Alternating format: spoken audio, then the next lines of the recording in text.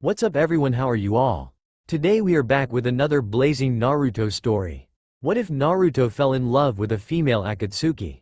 And now she's carrying his child. If you enjoy then please like, share and do comments. Uzumaki Naruto was exhausted. Her back felt like she'd been doing Kaka-sensei's boulder exercises for weeks and she actually had been on her feet for weeks. The damage from Akatsuki's attack had been extensive and all of the hidden villages were relying heavily on each other to recuperate their losses. Naruto's missions had been endless. She'd get back from one and immediately embark on another, stopping only for a change of clothes and to replenish her supplies. It was enough to drain even her endless stamina, and Tsunade had had to force bed rest on some of the more stubborn shinobi who were not blessed with a Jinchuriki's endurance. Naruto, a familiar voice called, soft but indisputably authoritative, and no matter how tired Naruto was, it was a voice she would always be glad to hear. Gaara, Naruto greeted, her lips curving into a grin. What are you doing here? I thought your meetings with Tsunade weren't until next week? We pushed them forward. Gaara's eyes narrowed as they raked over her and Naruto was suddenly very conscious of her rumpled hair and stained jumpsuit. You look tired. Nay, everyone's tired, Naruto snorted. But I was just about to go get some ramen. You hungry? Yes, Gaara said and followed Naruto as she led the way out of the Hokage tower and, not to be deterred, carried on his line of questioning. You are not everybody, Naruto, the Cage said. Was your mission that difficult? No, Naruto smiled at his fussing. Over the years Gaara had grown from a psychotic, nightmarish reminder of what she could become, to a good friend, and then, eventually, he'd become something akin to a brother. Or what she imagined a brother might be like. It's not that my last mission was difficult, Naruto explained. It's just that there's so much to do. I'm sure things will get better soon though. Everyone's been working so hard. Yes they have, Gaara agreed. His own shinobi were similarly exhausted, but Gaara knew that there was little time for rest. Even if hard work and dedication were already Naruto's middle names, she was an asset that Tsunade had to utilize to the best of her potential. It made sense then that Naruto was so run down. Gaara listened as Naruto kept up a steady stream of chatter as they walked through the village, but he didn't miss the way people called out to Naruto in greeting and the way the populace of Konoha, ninja and civilian alike, seemed to draw strength from the sight of Naruto, cheerful and in good health despite all that she had faced. Something in Gaara lightened at such obvious proof that Naruto had gone from being the village pariah to its good luck talisman. Ichiraku greeted Naruto with his customary enthusiasm and his smile didn't dim when it landed on Gaara. Since Suna and Konoha had joined forces against Akatsuki, the Cage had become a familiar face around the village, and his help during the final battle against Obito and his allies had not gone unnoticed. All the hidden villages had banded together in the end, and the battlefield had sparked some truly revealing partnerships. Speaking of which, has there been any news on Uchiha Itachi? Gaara asked as Naruto started on her second bowl of noodles. The last time Gaara had seen him had been when Itachi, Sasuke and Kakashi had been facing off against Obito. Gaara himself had been aiding Naruto in her fight against Kabuto and his army of resurrected nin. When the battle was over, Gaara had learnt that Itachi and Kakashi were both suffering from extremely nasty cases of chakra exhaustion along with injuries sustained in battle. Sasuke had not escaped unscathed either. He still hasn't regained consciousness, Naruto frowned. Ever since Sasuke and Itachi had shown up in Konoha, spinning a tale of incredible deceit and betrayal, Naruto had been inseparable from the Uchihas. Her friendship with Sasuke was stronger than ever, but the older Uchiha's sacrifices, and the lengths he had gone to protect his village and younger brother, had struck a chord with Naruto. Gaara could understand her empathy. If ever there was someone who knew loneliness and sacrifice, it was a Jinchuriki. Has Tsunade said anything more? Gaara prompted when Naruto trailed off, lost in thought. No, Naruto's lips twitched into something only vaguely resembling a smile. Just that she's done all she can and we need to wait for him to wake up on his own. And Sasuke? Gaara asked. Immediately Naruto's demeanor changed. She let out an unladylike snort, rolling her eyes and grinning as she recalled her friend's antics. Sasuke is terrorizing the nurses, Naruto laughed. He keeps trying to leave his own room to go check on Itachi. Sakura eventually ended up tying him to the bed. I've no idea why they don't just save themselves the trouble and put the two of them together. That would make sense, Gaara agreed. Perhaps you should suggest it? Maybe I will. Naruto smiled at her friend. I'm actually gonna head over to the hospital now, you wanna come? I have a meeting with my advisors. Gaara declined, so Naruto stood and dusted herself off. Okay then, see you later, Gaara. Naruto grinned and waved goodbye as she left Ichiraku's thoughts of the Uchihas and Kakashi-sensei clouding her mind. It was only after she had disappeared from sight that Gaara realized that Naruto had left him with the bill. Oh. Naruto's smile faded as Gaara disappeared from view. The hospital staff greeted her with smiles that Naruto absent-mindedly returned. Peeking into Sasuke and Kakashi's rooms, she found them both awake and with Sakura and Guy respectively, so she kept her visits short and quickly made her way to Itachi. Both Sasuke and Kakashi-sensei were well on the path to recovery, but there was something about Itachi's injuries that was taking an incredibly long time to heal, and Naruto was worried. Itachi had sacrificed so much for Konoha, it wasn't fair if he couldn't enjoy the peace he'd worked so hard for. Unsurprisingly, Naruto found Itachi in exactly the same position he'd been in yesterday.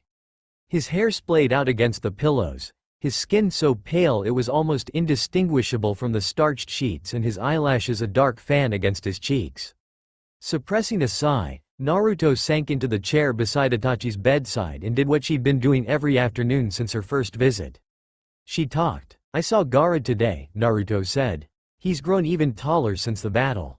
I think he's almost the same height as Kakashi-sensei now. Being cage is good for him. He's a lot more talkative than he used to be. Or maybe it's just getting Shukaku's voice out of his head. I would probably have ended up just as crazy as he was if Kurama had been talking to me all this time. Naruto sighed and let her fingers trail over Itachi's hand, allowing herself the liberty of touching when Itachi was not awake to catch her in the act. You have really nice hands, Naruto noted. I know girls that would kill for fingers as elegant as yours. If you ever decided to take up the piano or something, I'm sure you'd be fantastic at it. Naruto paused and then sighed, chin dropping and shoulders slumping in a rare moment of gloominess. The piano, Naruto snorted. If you were awake, you'd probably think me crazy for suggesting something so ridiculous. I bet you like listening to classical music though. It's a bit slow for me, but it seems like something you'd like. Sensing the approach of a familiar chakra signature, Naruto fell silent but glanced up expectantly when she heard the door open. Sasuke slipped into the room, nodding to Naruto before taking a chair on the opposite side of the bed. The nurses are gonna throw a fit when they find you here, Naruto told Sasuke and smiled when he rolled his eyes. Like I care what they think, Sasuke replied, and Naruto raised her hands in surrender. Fine, just don't cause a ruckus while your brother is recovering. It'll serve the bastard right for taking so long to wake up. Sasuke sulked and Naruto laughed out loud at the beginnings of a pout that formed on her friend's usually expressionless face. Ever since Sasuke had returned, he'd been a little more open around Team 7, and Naruto was grateful and relieved at the change. It was good to have her best friend back. It's not like crying all over him is gonna make Itachi recover any faster, bastard, Naruto grinned. So you should just cheer up already. I am not crying, Sasuke snapped, but it was without heat. And I know you were moping before I came in here, moron. You're the last person to talk to me about cheering up. I don't know what you're talking about. Naruto crossed her arms and didn't meet Sasuke's eyes, annoyed that he could read her so well. I'm perfectly fine. Sasuke snorted but otherwise remained silent. He raised an eyebrow as his gaze traveled over Naruto, taking in her rumpled clothing and messy hair. Her skin was slightly paler than normal, and the beginnings of dark circles were beginning to form beneath her eyes. Naruto flushed slightly under Sasuke's gaze and worried her bottom lip with her teeth before sighing, correctly interpreting his look as one of disbelief. Nay, Sasuke, I really am fine, she said. There's just a lot of rebuilding to do. This time, the grunt that escaped Sasuke was one of acceptance. He may have been a missing nin for the majority of his career, but he was under no illusions as to the sheer manpower it took to recover from an attack such as the one the shinobi nations had experienced. Naruto smiled, her lips parting in preparation for speech, when a hand clamped around her wrist and her heart stopped. In the next moment it resumed beating at treble its usual pace, and Naruto's gaze flew towards the bed to meet the fathomless eyes that haunted her dreams. Itachi. Naruto stood and moved closer to the bed as Sasuke yelled for a nurse. You're awake. Itachi tried to speak but all that escaped him was a moan of discomfort and Naruto immediately reached for the jug of ice chips on his bedside table and pressed one between his lips, letting the frozen water soothe dry lips and an even drier throat. Whatever Itachi was gonna say though was lost beneath the hustle and bustle that ensued. Sakura and another nurse rushed into the room, hands already glowing, and Tsunade was not far behind. Naruto tried to move out of the way but Itachi tightened his grip on her wrist and Naruto shot Sasuke a helpless look as she moved to stand near the headboard to give the medics as much room as possible. Sasuke, traitor that he was, merely smirked at her before turning his attention back to what Tsunade was saying. You don't seem to be suffering from anything other than chakra exhaustion, Tsunade finally proclaimed after a lengthy examination, and a relatively mild case at that. All that time spent unconscious allowed your body to start healing pretty well. Itachi didn't speak but he nodded to show he understood what she was saying. You'll have already noticed that your eyesight's improved. Tsunade didn't look up from the notes she was making as she spoke. I recommend you not use your Sharingan at all for the next month. By then your eyes should have recovered fully and we can set up regular appointments to keep it that way. For a heartbeat there was silence and then Sasuke spoke, his voice low and containing a hint of something that sent shivers down Naruto's spine. What was wrong with your eyesight, Itachi? Itachi met his brother's gaze with little effort, his face giving away nothing as he thought about how to reply, but it was Tsunade who eventually spoke. Itachi was going blind, she said. It's a side effect of the Mangekyo Sharingan, one we'll need to treat you for as well, Sasuke. So, all this time, you've been nearly blind? Sasuke's disbelief was palpable and even Naruto turned to stare at Itachi with wide eyes. Itachi was one of the most fearsome ninja in the elemental nations and to think that all this time he'd been fighting blind. It was almost inconceivable. The nurses jumped when a loud thump echoed through the room and Naruto and Itachi glanced over to where Sasuke had put his fist through the wall. Yo, calm down, bastard, Naruto scolded. Sasuke merely scowled at both her and his brother before disappearing out the window. Tsunade scoffed. Naruto rolled her eyes and Itachi didn't even blink. If you and Sasuke didn't look so much alike, nobody would believe you're brothers, Naruto said to Itachi. You're like chalk and cheese. Itachi's lips curved into a slight smirk but he didn't speak, nor did he release his hold on Naruto. Eventually even Tsunade had left and Naruto was alone with Itachi who had finally let go of her wrist. So, Naruto's tone was wry and she raised an eyebrow as she sat down and folded her arms across her chest. Itachi had been the furthest thing from subtle. You wanted to talk? Yes, Itachi's voice was scratchy and he swallowed another ice chip before continuing. You gave me some of your chakra? Naruto froze, her heartbeat going into overdrive because she had been so certain that Itachi had been too out of it to remember that. Yes, she eventually admitted, lowering her lashes so she didn't have to see the expression on Itachi's face. Kurama told me how to do it, you were dying, Itachi, and I couldn't not do anything. Tsunade had nearly ripped Naruto apart when she'd found out what she'd done because such a procedure was so dangerous that even Tsunade hesitated to perform it. Nobody could argue with the results though. For a few hours Itachi had benefited from having the healing abilities of a Jinchuriki and it was for that reason alone that his eyesight had been restored. Naruto, when Itachi eventually spoke, his voice was low, carrying a hint of something that made Naruto raise her lashes to meet his gaze. Thank you, Itachi said, sincerity obvious in his obsidian eyes, and Naruto was ill-equipped to hide the tentative smile that lit her face. Ah, it was nothing. Naruto's laugh was a little high-pitched and she hurried to cover it up. I mean, we're on the same side, right? So of course I'll do what I can to help. Think nothing of it, Itachi. I have to go now, lots to do, bye. Then Naruto was disappearing out of the same window Sasuke had left the room from and Itachi blinked. He didn't understand why a simple expression of gratitude would make a person like Naruto so flustered, especially since it had been months since Naruto had been uncomfortable in Itachi's presence. With a mental shrug Itachi gave it up as being one of the many quirks that made Naruto, well, Naruto. His gaze traveled around the room, joy and wonder at finally being able to see his surroundings again welling up in him. Itachi hadn't been labeled a genius by the grace of his good looks. It was no leap in logic for him to connect his renewed eyesight with the gifted chakra of a Biju. Naruto probably didn't fully realize what a gift she'd given him, but Itachi would never forget it. With this gesture, and by arguing so ferociously for him and Sasuke to be let back amongst the ranks of Konoha ninja, Uzumaki Naruto had given Itachi his life back. Senju Tsunade felt like laughing with joy. In front of her, Homura and Koharu were looking distinctly disgruntled, but there was absolutely nothing they could do to sway her decision. The entire village, civilian and ninja populations alike, adored Naruto, and both members of the council were well aware of that. So when Tsunade officially announced her decision to make Naruto her successor, there was little the old geezers could do but smile and nod. If you're sure you know what you're doing, Tsunade. Homura's lips were pressed so tightly together they almost disappeared. I am. Tsunade fought to maintain an appropriately somber demeanor. I have never been more sure of anything in my life. Well then, the advisors stood to leave. There is little we can do to dissuade you. When will you make the announcement? I'll tell Naruto tomorrow. Word should spread quickly enough after that. Typically, announcement of the Hokage's successor was done in public. The current Hokage would seek out their chosen apprentice and gift them a ceremonial copy of the Hokage's seal. It was a small ceremony, intended to show the pride and faith that the Hokage had in their chosen successor.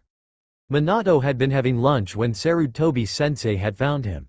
A few ninja had been in the area, and their cheers and cries of congratulations had quickly alerted the civilian population as to what the fuss was about, and Minato had ended up being escorted by an entire procession of well-wishers as he returned home to stow his new gift away somewhere safe. Naruto was already twice as famous, both among ninja and civilian populations, as Minato had ever been. Tsunade was sure that, in the entire history on the Hidden Nations, there had never been a more deserving Kage than Naruto. As it was, the girl in question had no idea her life was about to change so drastically. The day dawned bright and clear, a typical summer's morning in Konoha. Naruto was enjoying a much-needed day off, luxuriating in being able to sleep in as late as she wanted for once. She had no plans for the day, hadn't even told her friends that she would be free, and so she had the entire day to do whatever she wanted to. What Naruto wanted, as always, was ramen. Slipping into a pair of black cotton pants and a black and orange t-shirt, she strapped her kunai pouch to her thigh and snapped on her gloves. It was her day off and she was in the village, so she didn't bother arming herself further. Konoha was a hub of activity as she slowly made her way towards Ichiraku's. A lot of the rebuilding was already completed, and the sounds of laughter and conversation were music to her ears. Spotting a couple of familiar silhouettes up ahead, a grin curved her lips and she skipped forward to greet her oldest friends. "Hey Sakura, bastard," Naruto offered them her biggest shit-eating grin.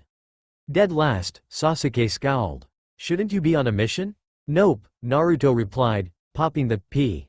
"It's my day off. You didn't tell me that." Sakura scolded, "Ino is free today as well. We could have had a girl's day out." "Sorry," Naruto plastered what she hoped was a sheepish smile onto her face. "I must have forgotten. Sakura and Ino's idea of a girl's day out was shopping till you dropped." Naruto abhorred shopping. "Oh well," Sakura lamented. "We probably wouldn't have been able to make it anyway. Anko has been looking for you." "Really?" Confusion marred Naruto's forehead. "What does she want? Did you do something to piss her off, dead last?" Sasuke smirked. Naruto had to think about that for a moment, one hand scratching behind her neck as she thought back over the events of the past few weeks. "I've barely been in the village," Naruto admitted, "so I don't think so."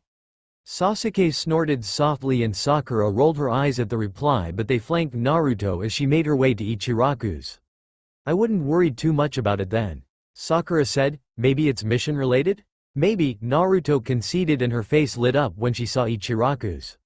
"Oh man," Naruto squealed, "it feels like it's been ages since I had proper ramen." "You were in here 2 weeks ago with Gaara," Sasuke reminded her. "Like I said, ages," Naruto laughed. Grabbing her friends by their wrists, she pulled them the last few meters towards the ramen stand, extolling all the flavors she was looking forward to reacquainting herself with. 5 bowls later, Naruto was still going on about how awesome ramen was.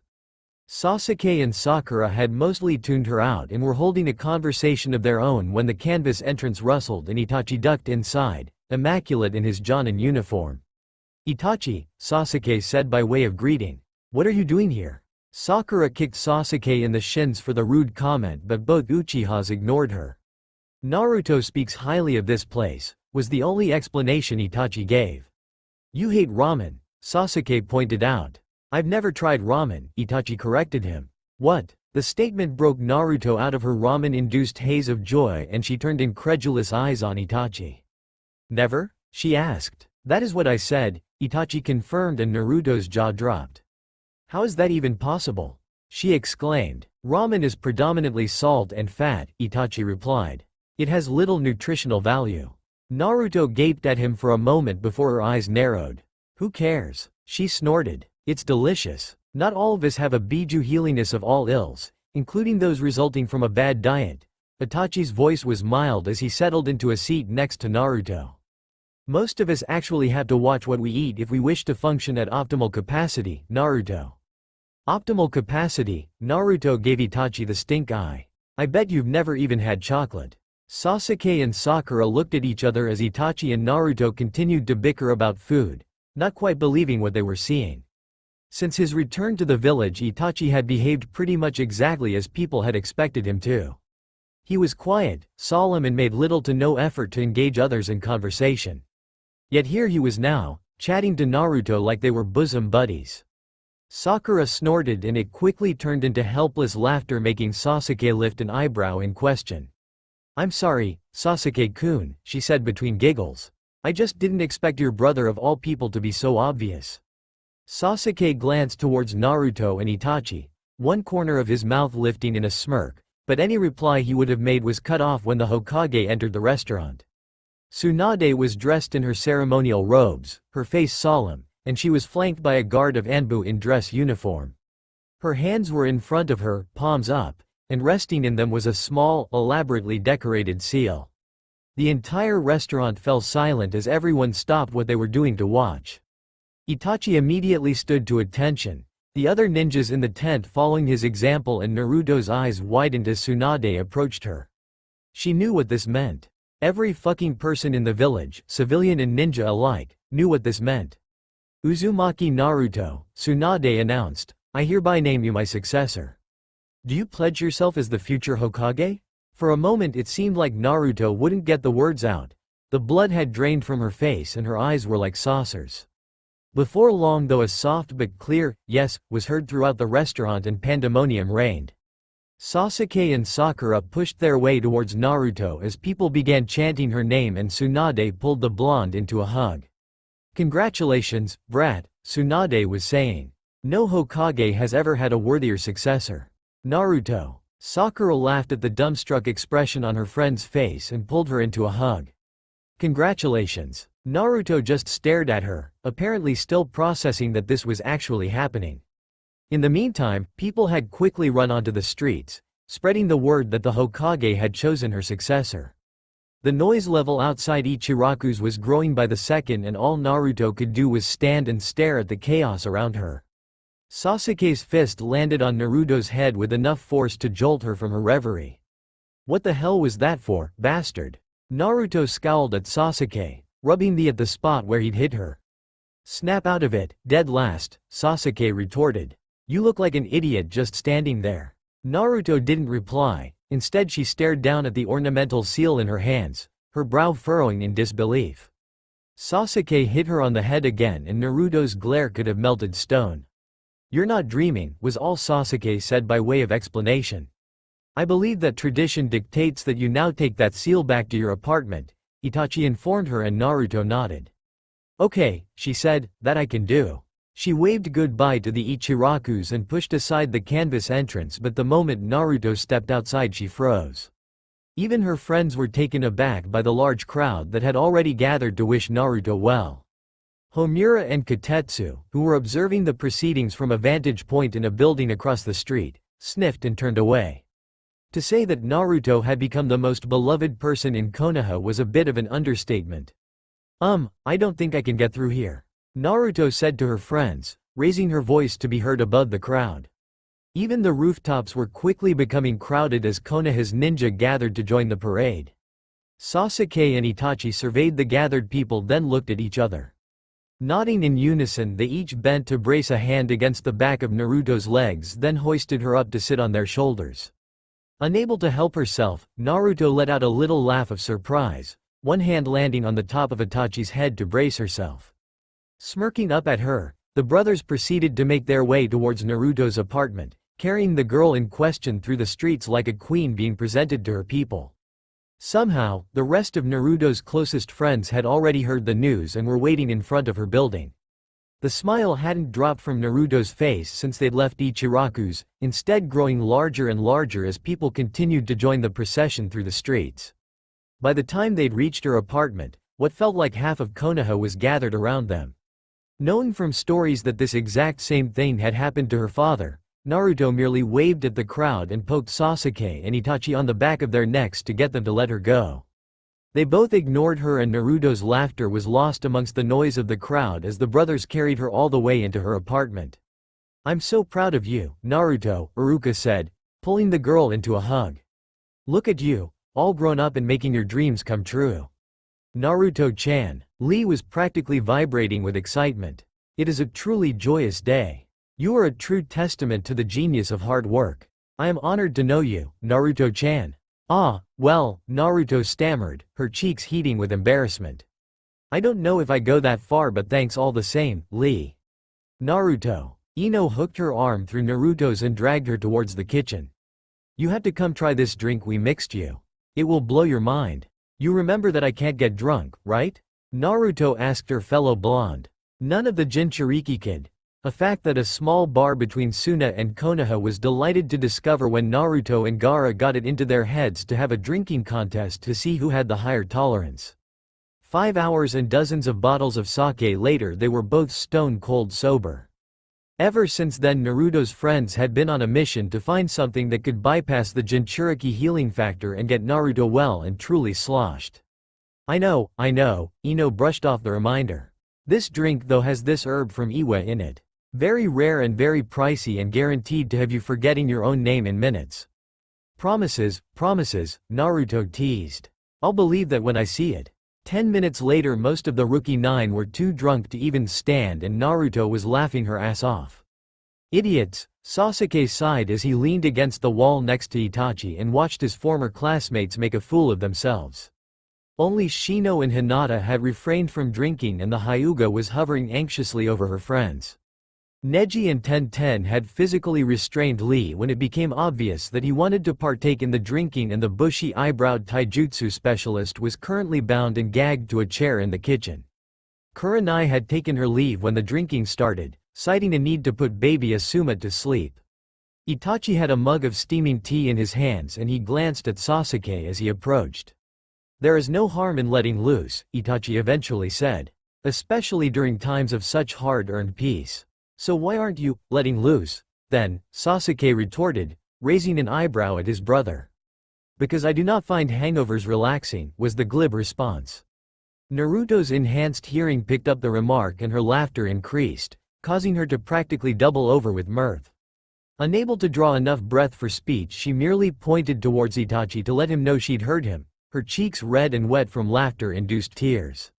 Itachi smiled slightly at the sight, just a small upturn of one corner of his mouth, but Sasuke caught the action.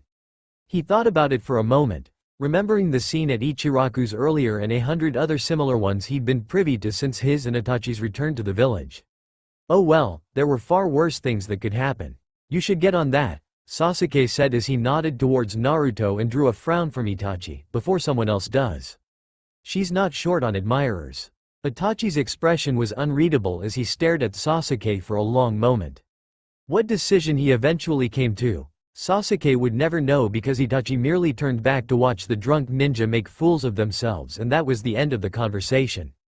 When Naruto had dreamed of becoming the Hokage, she had envisioned legions of ninja bowing to her every whim and civilians going out of their way to curry favor and get on her good side.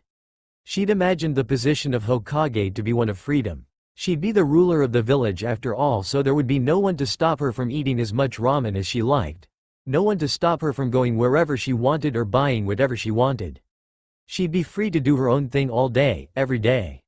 Somehow, even as Naruto grew into an intelligent and responsible woman worthy of being called Roku Dame, the administrative duties that came along with a position of leadership never really occurred to her. Imagine her surprise then when, on her first official day as Tsunade's successor in training, Naruto was presented with a pile of commissions that Tsunade had either approved or denied and was told to review them and make notes as to whether she agreed or disagreed. Naruto, who'd imagined meeting Anbu and getting to see all kinds of impressive techniques, was a bit disappointed at being given paperwork. She didn't complain though, slipping into a chair with a sigh and pulling some of the documents towards her. Tsunade was on rounds of the hospital this morning, so Naruto was left to her own devices. Pretty soon she was so immersed in her task that she paid no heed to the passing of time and looked up, surprised, when the door was pushed open and Tsunade entered her office. A glance at the clock showed that it was 2:30 p.m. already and Tsunade smirked knowingly at her. "How's it going, brat?" the Hokage asked. "Fine." Naruto stretched out kinks in her back from being hunched over for so long before reaching for a few documents she'd put aside. "I have a couple of questions for you though." "Good," Tsunade said as she settled into her seat. "I would have been disappointed if you didn't." Naruto grinned at her before getting down to business, handing the first document in the pile to Tsunade. This was submitted by Kanasake Senzo, a merchant from a village on the border close to Takigakure. He wanted a protective detail as he made business trips to Kusagakure, Omegakure and Ishigakure. "Why did you deny this commission?" 2 weeks ago, Tsunade started to say, "We captured 3 Iwa nin who'd crossed the border without authorization." "Do you remember?" "Yes," Naruto frowned. "They were caught by the Kanabi Bridge Memorial." "And? What else?" Tsunade prompted. "It was a difficult arrest." Naruto recalled as she rubbed her thumb across her lips, trying to remember as many details about the incident as she could. The team in question was Anbu, Yamato Sensei's if rumor is to be believed, and they took heavy injuries but they gave as good as they got. Hinata was part of the medic team that healed the Iwa nin.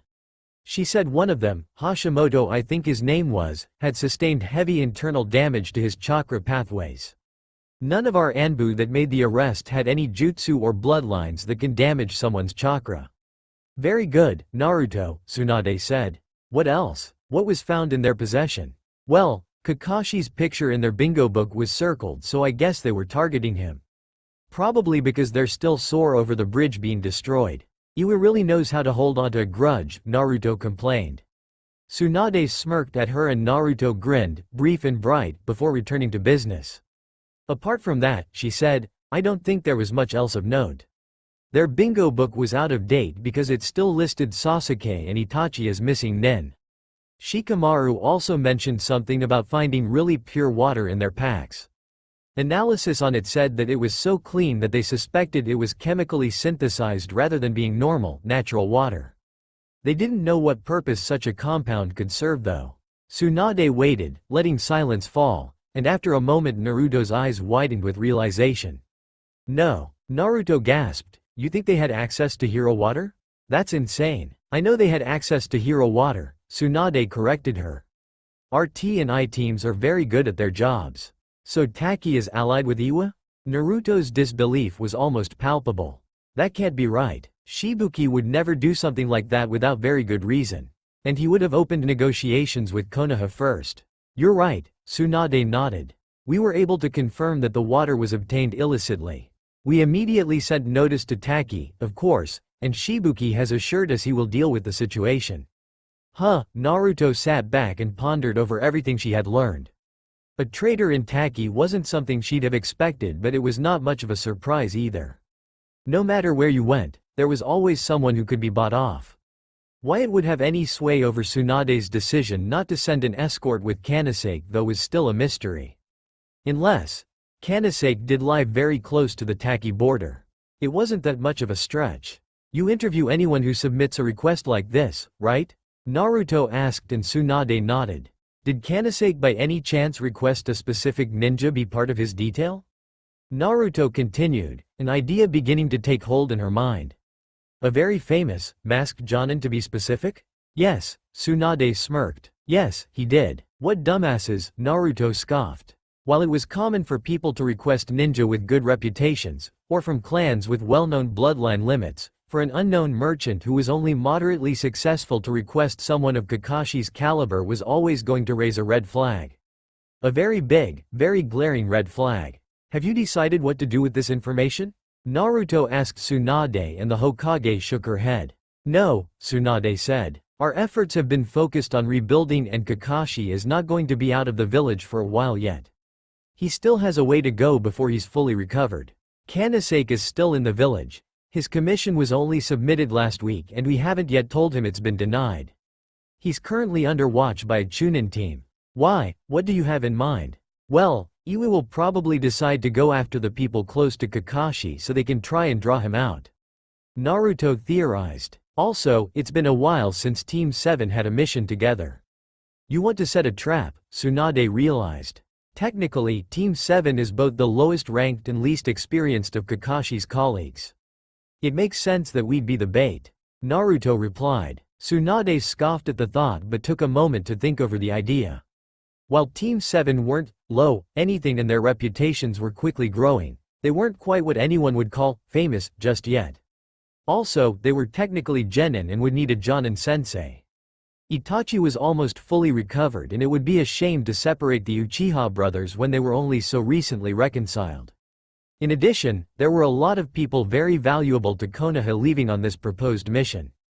Naruto was officially recognized as her successor, and so it would be within Tsunade's purview to send an Anbu team to shadow her. Of course, that was strictly Konoha business and did not need to be discussed with the client. Okay, brat, Tsunade relented. Let's talk details. Sometimes, Haruno Sakura wondered how she managed to stay sane when she was surrounded by complete and total maniacs. They'd been on the road for just over 2 days now and, while every member of Team 7 knew what this mission was really about, none of them were very worried. After facing down Obito and the Akatsuki, some Nin with a grudge just weren't all that scary. It helped, of course, that none of the three of them were truly genin. Kanasake Senzo treated them like the teenagers they were, underestimating Sakura and Naruto because of their gender and ages. Itachi was a name feared throughout the elemental nations, and Sasuke, by virtue of also being an Uchiha, was afforded the same respect. Sakura and Naruto, though, that was a totally different matter. Naruto, with the way she'd grown up, had no problem letting Kanasake's attitude roll off of her, but Sakura just couldn't do the same. Unfortunately for Kanasake, he was as foolish as he was easily bought. Oi, Blondie! Kanasake hollered, fetch me more stew. Fetch it yourself, Naruto retorted without even turning around from where she was talking to Sakura. You're my guard, you're being paid to see to my needs. The civilian didn't suppress a leer and his eyes lingered on Naruto's ass. I'm being paid to save your life if or when it's threatened. Nothing more, nothing less. Naruto said, then a smirk twisted her lips before she continued, if you're that eager for more stew, though, moving so fast that she was little more than a blur of golden hair. Naruto grabbed the almost empty pot of food and upended it over Kanasake's head. Itachi and Sasuke had to turn away to hide their smirks as their client practically exploded with rage and tried to get his hands around Naruto's neck. Needless to say, he wasn't having much luck. Sakura, meanwhile, wasn't bothering to contain her satisfaction at seeing their aggravating charge being brought down a peg or two. Itachi was about to intervene when the clearing was flooded with killing intent and the ninjas snapped to attention. They all noticed Kanasake scurry towards his tent to get out of the range of fighting, but they ignored him, concentrating instead on the half-dozen Iwanin that suddenly surrounded them, all eyes on Naruto. Namikaze. One of them growled and Naruto cursed under her breath. Suddenly, a lot of things started to make more sense. Then there was no more time for thinking because the Iwanin were attacking. It wasn't a long battle. Kanasake had informed the people paying him that he was being escorted by Kakashi's genin team with Uchiha Itachi filling in as leader. As such, the Iwa ambush was composed of 2 Anbu and 4 Jonin-level ninja. It was almost child's play. Itachi didn't even activate his Sharingan, choosing instead to give his Kenjutsu a workout while Sasuke showed them why the Uchiha were renowned for their fire jutsu and Sakura let her fists do the talking. If she also took the opportunity to vent her frustrations and ended up remodeling the landscape in the process, well, nobody from Konoha was brave enough to comment on it. Naruto, for her part, had definitely inherited her father's innate speed. She might not have the flying thunder god technique in her repertoire yet, but Kurama augmented her reaction times, making her far faster than the average ninja. Her hair flew around her as she twirled and slashed her way through the Iwa ninja, leaving a short-lived but unmistakable trail of yellow that fueled the Iwa ninja's anger and made them sloppy. In the end, the backup Anbu team that Tsunade had assigned wasn't even needed and ended up watching from the sidelines, slightly disappointed, as the Iwa nin were defeated, bound and gagged in mere minutes. So, Sasuke said once the Iwa nin had been carted off back to Konoha along with a sniveling Kanasake. Namikaze? Naruto rolled her eyes. You were off being all emo and evil, she replied. Don't blame me if you miss stuff. And was I off being emo and evil as well, Naruto? Sakura glared at her friend. Because this is all news to me as well. Naruto's lips formed an "oh" of realization and she reached up to scratch the back of her neck, trying and failing to look innocent.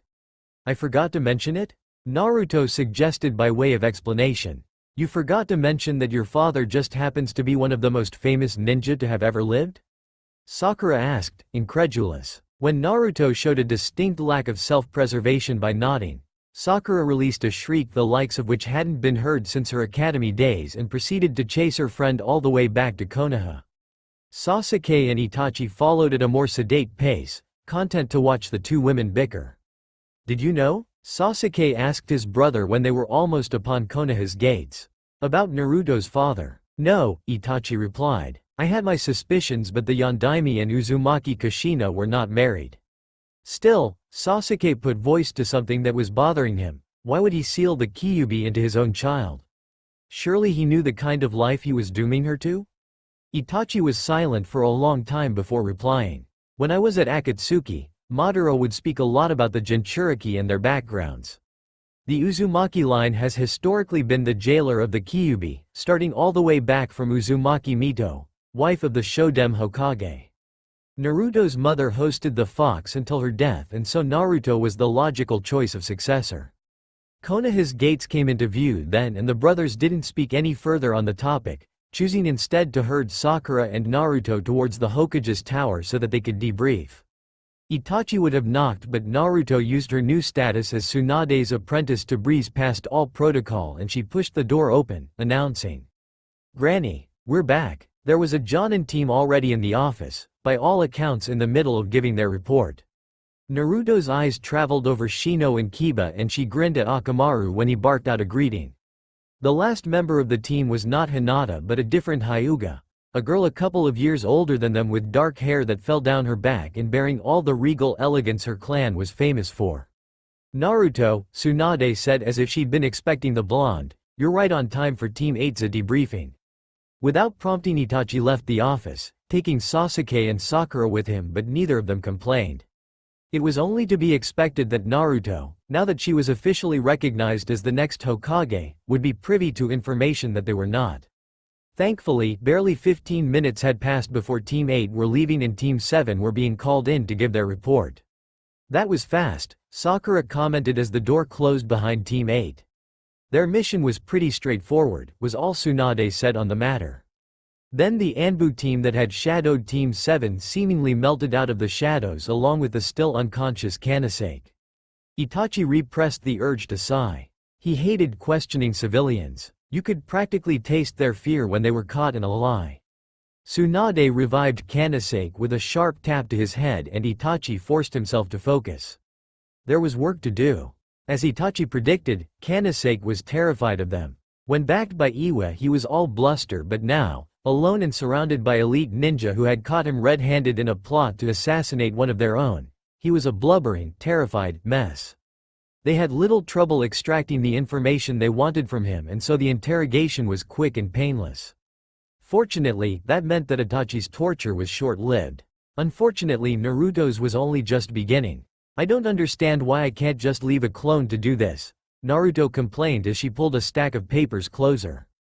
It's just paperwork. Because, brat, Tsunade's grin was sadistic and unrepentant, not all of us have the chakra reserves to keep a shadow clone going for hours upon hours, and if I have to suffer through this then you do as well. That's not fair. Naruto wailed and Tsunade slapped the back of her head.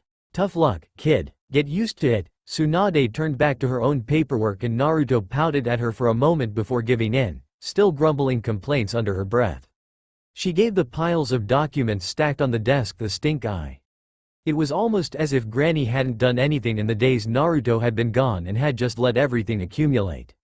With a sigh, Naruto turned her attention to what was quickly becoming her least favorite of the Hokage's duties.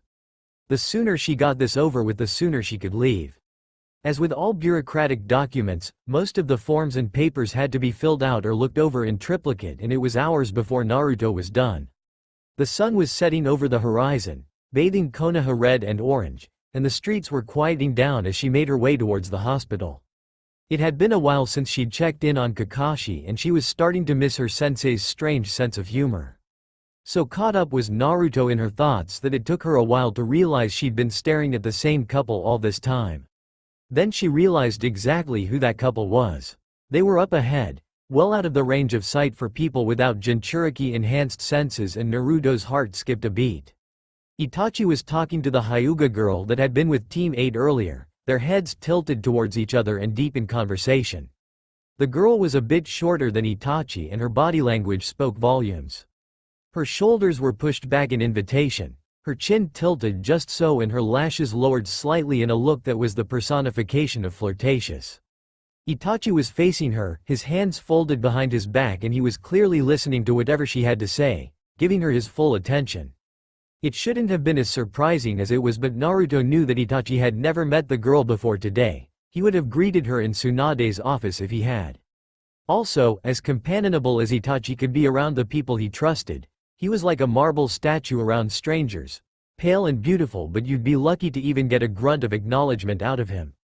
After Sasuke had returned to the village, Naruto had teased him about having to put up with fangirls once again.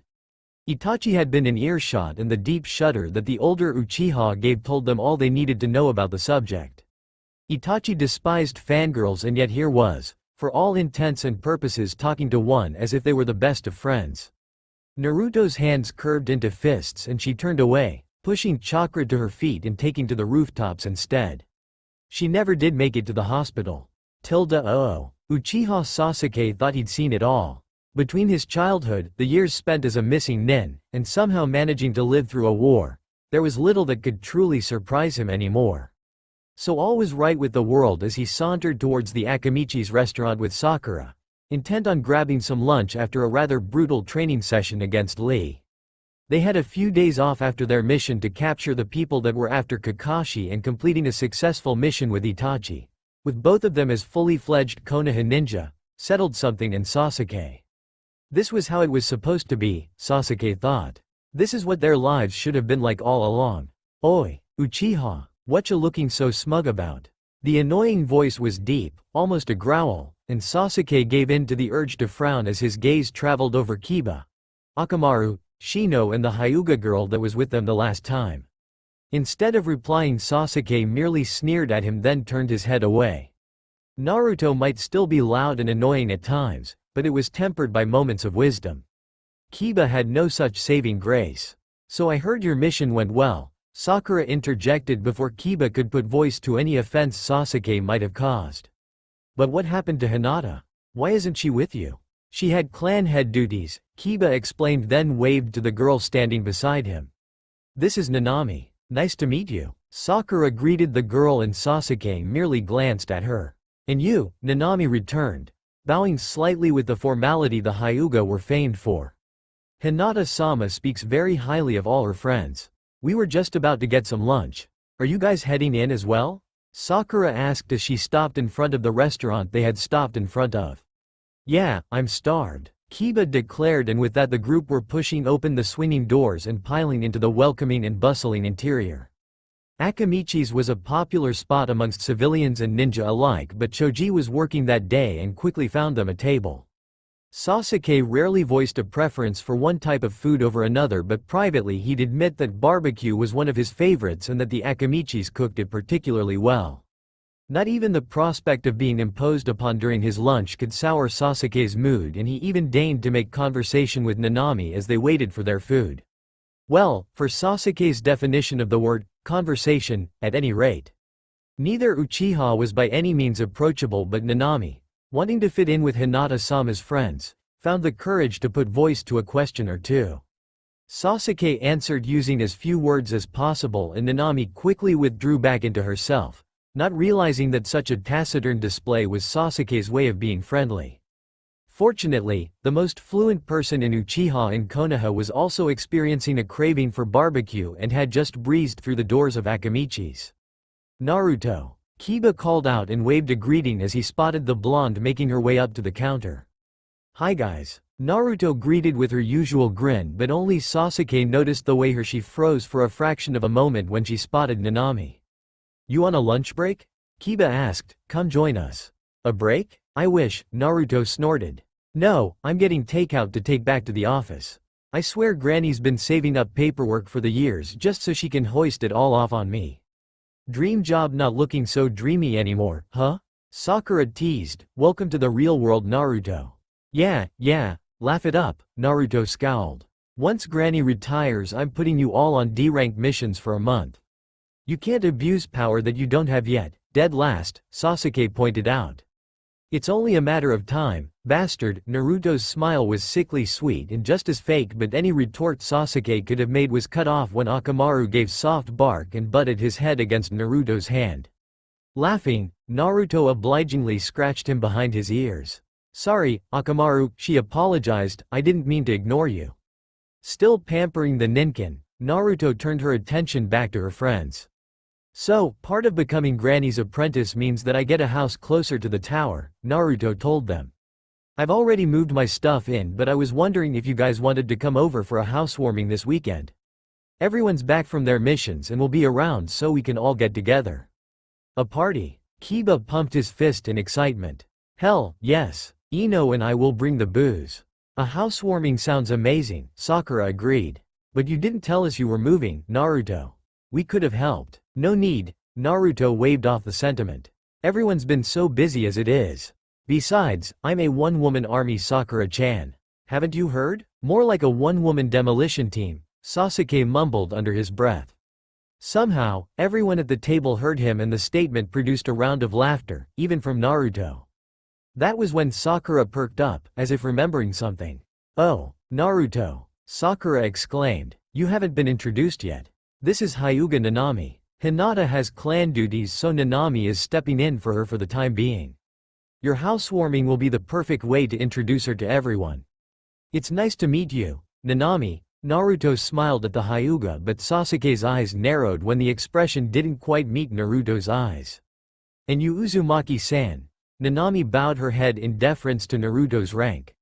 "Hinata-sama has many great things to say about you." "Ah, Hinata's a sweetheart, but she exaggerates." A blush stained Naruto's cheeks, the likes of which only Hinata was able to produce.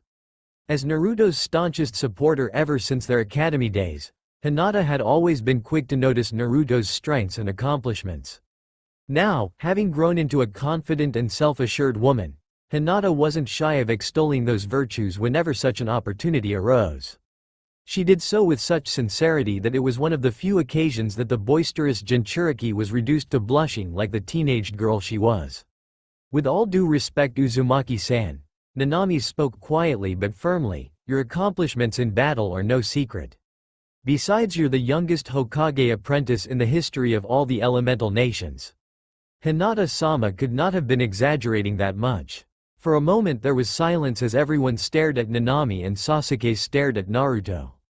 As such, he was able to catch the flare of emotion in Naruto's eyes before she graced the Hyuga with a small but genuine smile, and something in the set of her shoulders relaxed. "Call me Naruto," she insisted. "Absolutely no last names allowed this weekend. Formality sucks. They're called manners, dead last," Sasuke teased, even as he vowed to think about what he'd noticed later when he was alone. Naruto was never this weary of anyone. "It's called being friendly, bastard," Naruto retorted before brushing him off with a toss of her hair and turning to Kiba. "Could you bring more of that herb you and Ino spiked the drinks with the last time?" she asked the Inuzuka. "It was hilarious." "Oh god no," Sakura immediately protested. "My hangover lasted for days. You spike my drink again, Kiba, and I will end you." "If I recall correctly, you were a willing participant, Sakura-chan," Naruto grinned. "You only have yourself to blame. I have something different this time," Kiba announced before Sakura could reply. I came across this merchant from T-Country during our mission and I promise you, Naruto, this stuff will knock you out.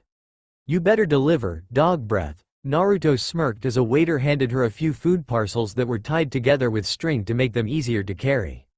You keep making all these promises but this stuff might as well be water for all the effect it's had so far. What's this? You planning something naughty, Naruto-chan? A new voice interrupted and Naruto turned to smirk at the masked Junin who suddenly appeared behind her. Sensei. Naruto beamed. I didn't know they let you out of the hospital. That's because we didn't, Sakura scowled. He left against medical advice.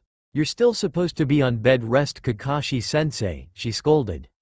Ma, I was but then Iruka had to leave because Tsunade was looking for Naruto. So I came to find her because I'd very much like to get Iruka-kun back into bed, Kakashi explained, shameless as always. Blood rushed to Naruto's face and she sputtered and gaped in astonishment, pointing an accusatory finger at her teacher while her mouth moved but only partially enunciated words escaped. Eventually Naruto gave up on words and decided actions spoke louder. Lips thinning and eyes narrowing she reached up to twist the ear that wasn't covered by Kakashi's mask and forehead protector.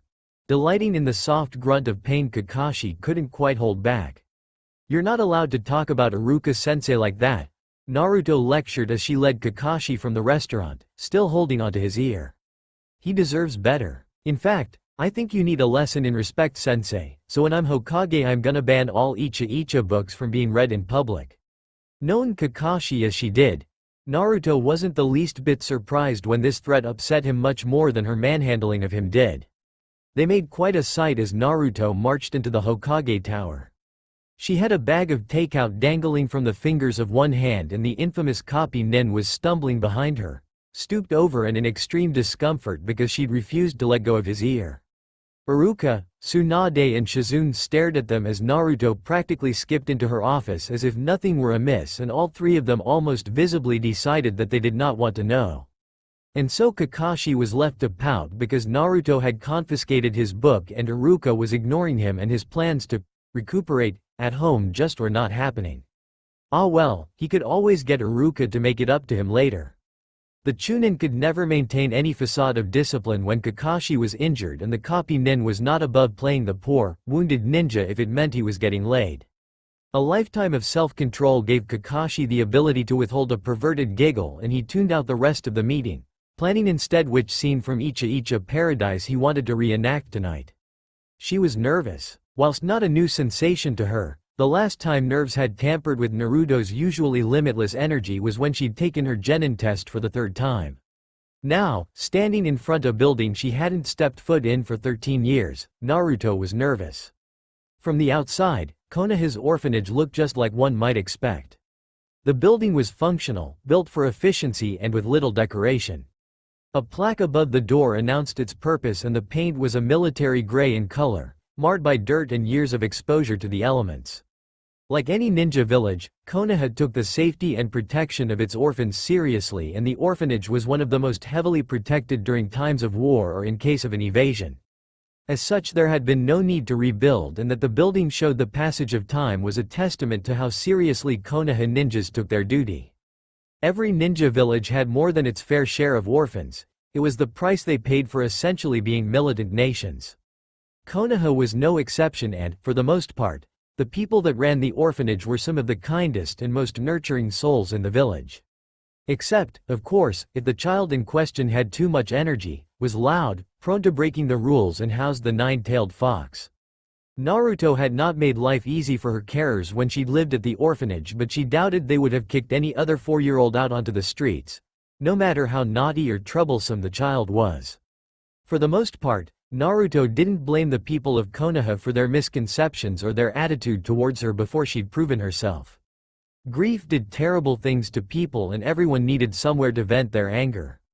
Yes, doing so on a defenseless child was wrong but only one villager could ever have been accused of physically hurting Naruto. Most of the villagers had contented themselves with name-calling and verbal slurs but Masahashi Tatsumi, matron of Konoha's orphanage for the past 20 years, had been different. She'd lost her husband and 3 children when Kurama had attacked Konoha, and having to care for the girl that housed the demon fox had been one mental burden too many. Armed with intelligence and hatred, and in a position of power over the person Tatsumi blamed for her losses, Naruto's time at the orphanage had been hell on earth. Tatsumi had been quick to notice how neither illness nor injury took hold of Naruto for very long and had taken full advantage of that fact. If ever she'd left a mark on Naruto's skin, the Jinchuriki had immediately been locked away for a few hours or assigned some solitary manual labor, and, by the time Naruto had finished her chores, there was never anyone to witness the signs of abuse. Naruto, as a child, had not known any better and had taken her treatment as her due, and it was only after she'd witnessed the Sandame's anger when Tatsumi had kicked her out of the orphanage that she'd realized that, yes, sometimes adults were wrong. If Naruto had ever witnessed Tatsumi treating another child like she had Naruto, maybe the blonde would have spoken up. As it was, she was just glad to be out from the matron's tender loving care, even if taking care of yourself was a difficult job for a 4-year-old. Still, Naruto was nothing if not determined and, with the Sandame's help, she was soon up and running and settled into a new routine. The memories of the orphanage had never really left her though, and so Naruto found herself standing in front of the building that held so many bad memories and hesitating. Part of the Hokage's duties were to oversee Konoha's various charities, and it was a duty that Naruto was more than willing to perform. She'd already been to visit the ninja support headquarters, a support group for the families of ninja who had been killed in action or those who were injured too badly to work anymore. Naruto had also spent a long, enjoyable afternoon with the Ninja Women's Association. The NWA was run by civilians and kunoichi alike, and hanging around with them was the most fun Naruto had had in ages. They were a practical and competent group of women who spent little time on ceremony, and Naruto had taken to them instantly. Now it was time for her to pay a visit to the orphanage. While Naruto could empathize with parentless children, she was more than a little worried about the reception she would get. Tatsumi had stayed in charge, even after she'd kicked Naruto out, because there were no other cases of misconduct and because the support staff had stood behind Tatsumi and threatened to quit if she was fired. So far, Tsunade's decision to make Naruto her successor had been met with raucous approval, but Naruto knew better than to expect universal acceptance. Taking a deep breath and steeling her resolve, Naruto pushed open the door and had a smile on her face by the time the receptionist glanced up from her work. Uzumaki-san, the receptionist, a young woman whose name badge read, Kaide, immediately stood up and bowed. "Welcome." "Thank you." Naruto smiled and had to hold back the urge to ask the girl to use her first name. One of the hardest parts of being Tsunade's successor was getting used to all the formality. "Masahashi-san is waiting for you," Kaide said and motioned Naruto towards a side door. "Please, follow me." Taking another deep breath as she followed the girl through the corridors towards the matron's office, Naruto forced away the last of her nerves.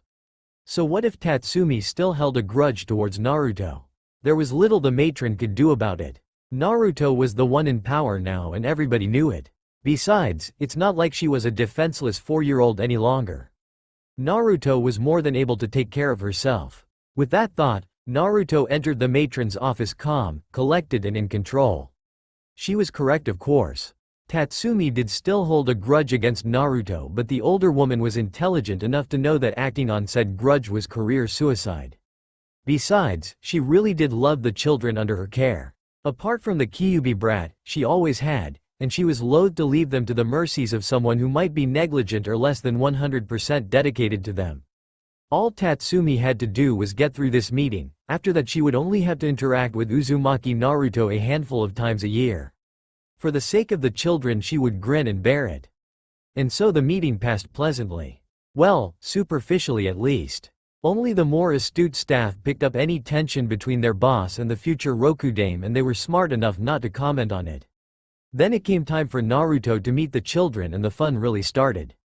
The older kids, the ones jaded by the stigma of living at the orphanage, adored Naruto because she was one of them, and she had made a name for herself.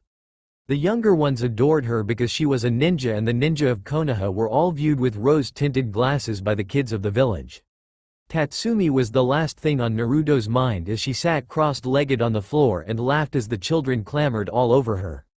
Her sharp hearing picked up the snide comments Tatsumi and her supporters made toward each other, but she was surrounded by children of all ages, every single one of whom was looking at Naruto like she hung the moon. Nothing could dampen her mood now. So Naruto was in high spirits as she left the orphanage, still riding the high of a very successful afternoon, and her mood only lifted further when she bumped into Iruka. "Sensei," Naruto greeted. "I haven't seen you in weeks. Where have you been hiding?" "Nay, don't exaggerate, Naruto," Iruka laughed. "We talked a couple of days ago. I can't believe you'd forget. It was the day you dragged Kakashi by the ear halfway across Konoha." "Pervert deserved it," Naruto proclaimed before grinning up at the older man. "It still feels like it's been ages since we talked. Are you free now? We could go to Ichiraku's?" "Sure," Iruka smiled. "I haven't had ramen in months." "Well, we gotta change that right away," Naruto declared and linked arms with her sensei, pulling him towards the ramen stand. "So what have you been up to lately? The academy is on summer break, right?" "That's right," Iruka confirmed. "It's gonna be a short one to make up for the time missed during the war, but there's still a couple of weeks before the students are due back. I've been training in between missions. I think it's time I took the Jonin exams." "That's awesome." Naruto's eyes widened at the news. "Congrats, Iruka-sensei. I'm sure you'll ace them." "Naruto," Iruka laughed. "You don't even know what the exam is about." "So? I still know you'll ace it." Naruto glanced at Iruka out of the corners of her eyes. "You're not the type of person to go into something unprepared, sensei." Iruka was silent for a long moment, taken aback by the insight, but then he smiled at Naruto and ruffled her hair. "When did you get so smart?" he demanded. "I'm a natural-born genius of hard work," Naruto declared, trying to look superior but mostly just looking like she'd smelled something bad. "I can't argue with that." Iruka grinned and was silent for a moment as he gave his former student the once-over. "What have you been up to today?" Iruka asked. "And is that crayon on your clothes?" "Yep," Naruto confirmed, letting the peak pop off her lips. "I spent the day at the orphanage. Those kids are such brats." It was said with such obvious amusement that Iruka could only grin. "I'm positive they're nowhere near as bad as you were," he teased, and Naruto gasped with mock outrage. "I resent that," Naruto pouted, crossing her arms over her chest. She would have said more, but her attention was caught by two people coming out of the music store. Iruka followed her gaze and smiled slightly at the sight that greeted him. "It's good to see Itachi integrating back into the village, nay?" he asked, but didn't wait for an answer. "Do you know who he's with?" "Yeah, that's Hyuga Nanami. Hinata has clan duties, so Nanami is working with Team 8 for the time being." "She's nice," Naruto answered as she looked away from Itachi and Nanami. "Nice?" Iruka frowned down at Naruto, slightly puzzled by the hesitance he heard in her voice.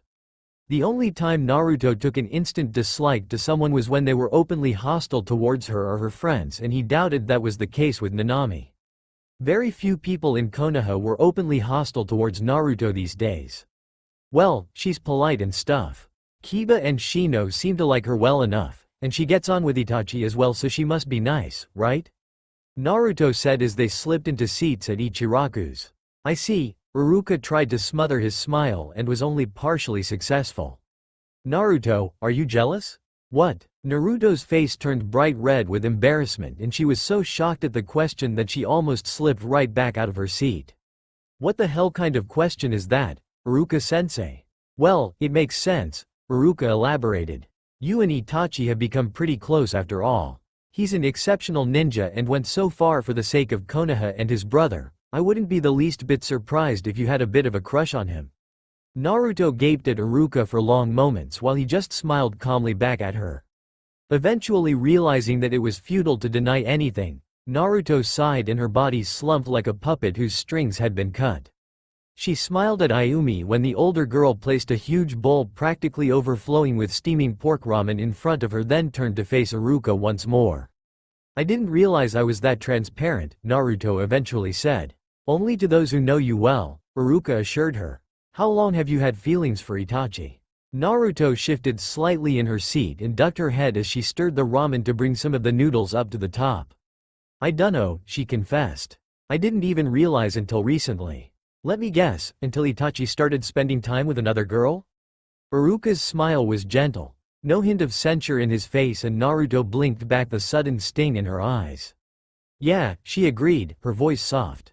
I'm such a moron. Who the hell falls for someone so obviously out of their league? For a moment Iruka was taken aback because Naruto had never been short on confidence before, but then he glanced back at Itachi and Nanami, both dark and elegant and regal and from famous clans, and he realized where some of this might be coming from. You know, Iruka said after he'd taken a bite of his food and swallowed. I used to think the exact same thing about me and Kakashi. That he was way out of my league. Naruto's head swiveled towards him, her eyes wide with surprise, and Iruka laughed. Kakashi is one of the best ninja in the village, he explained. He's the student of the Yondaime, and is famous throughout the elemental nations and is definitely not short on admirers. What could he possibly want with a Chunin Academy instructor? At least, that's what I thought back then. That's stupid. Kaka-sensei is a good ninja, but he's lazy and a pervert, and you're way too good for him, Iruka-sensei, Naruto declared, indignation on Iruka's behalf making her eyes flash. It's very kind of you to say so, Naruto, Iruka replied, but I could say the same about you and Itachi. Naruto's brows furrowed in confusion and, for the umpteenth time, Iruka felt angry on behalf of this brave, selfless girl who had never had anyone to tell her just how amazing and worthy she was. I know I said I can understand why you have feelings for Itachi, Iruka elaborated. But that doesn't mean that I think he's worthy of you. You've done so much for everyone in this village, Naruto. You're so strong, always protecting everyone, and I feel that you deserve someone in your life who is going to put you first. Konoha has always been, and from here on out will always be, your first priority. It seems to me that Konoha has always been Itachi's first priority as well. I think that whomever you end up with should be someone who will make you their first priority. There was silence for a moment, then Naruto did something completely uncharacteristic. Disregarding the fact that hugging her old academy teacher could make her look childish or vulnerable, she threw her arms around Iruka and buried her head in his chest. Slightly surprised, but not the least bit bothered by the action, Iruka merely ran his fingers through her hair and let Naruto take all the time she needed to compose herself. The canvas front of the stall had been pinned back on either side at the front to entice customers in, but a Yame came round the counter to let one half down, affording Iruka and Naruto as much privacy as she was able to. Iruka smiled his thanks and Ayame returned it with one of her own. Neither of them noticed the dark eyes that observed the entire scene. Konoha's Anbu were the best of the best. Exceptionally well-trained and patriotic almost to a fault, they were truly an elite group of ninja. Anbu was a relatively small group and admission into their ranks was not something easily granted.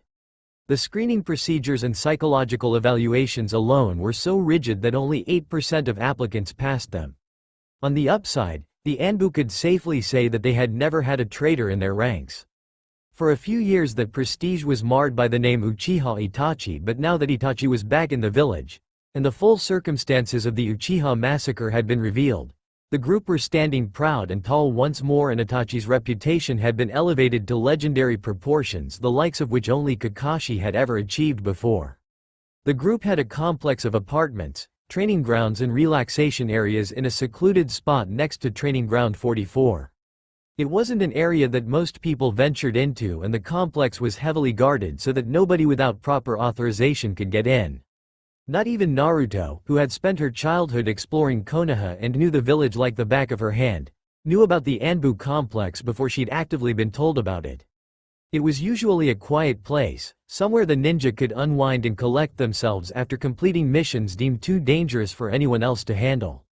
The Anbu themselves were an eclectic bunch but were usually too busy recovering or trying to cope with the experiences of recent missions to show much humor when they were at the complex. Today was a different story. Two of their most notorious members were returning to their ranks, and one of them, in particular, was getting a hero's welcome. The rest of the village might view Itachi's sacrifices through the rose-tinted glasses of hero worship, but the Anbu knew, or could make a very accurate guess, towards just how much going undercover with Akatsuki had cost him. Needless to say, they were very eager to give him the welcome and support he deserved. The current Anbu commander was retiring, and so came the reason for Hitaki Kakashi's return to the fold. Naruto and Tsunade had appointed him in the newly opened position and nobody had any complaints. Kakashi was a legend, had lived through 2 wars, and had kept his sense of self and morality through it all. There was nobody more qualified to lead them than Kakashi. Besides, the man was student to the Yondaime and sensei to the future Rokudame. It wasn't surprising that Uzumaki Naruto had made someone she had such trust in their commander. It was a position of incredible power after all.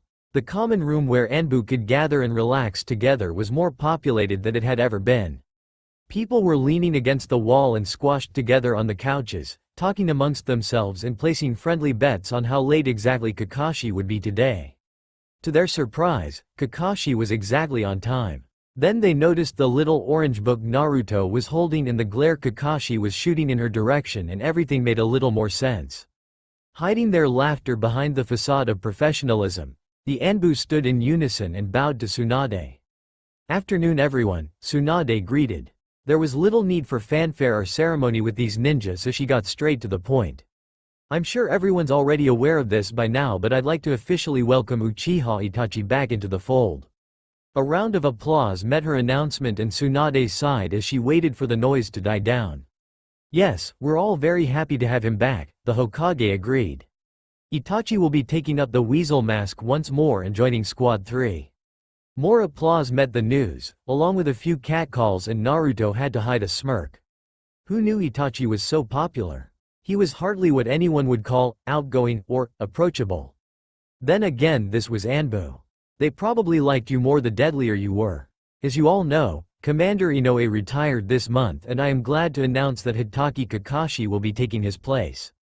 I don't need to tell anyone here what an asset Kakashi has been to Konoha, and I have every expectation that he will do us proud in this role as well," Tsunade said. Kakashi surveyed the room, for the moment abandoning all pretense and giving the situation his full attention. As when the Anbu snapped to attention and bowed to Kakashi.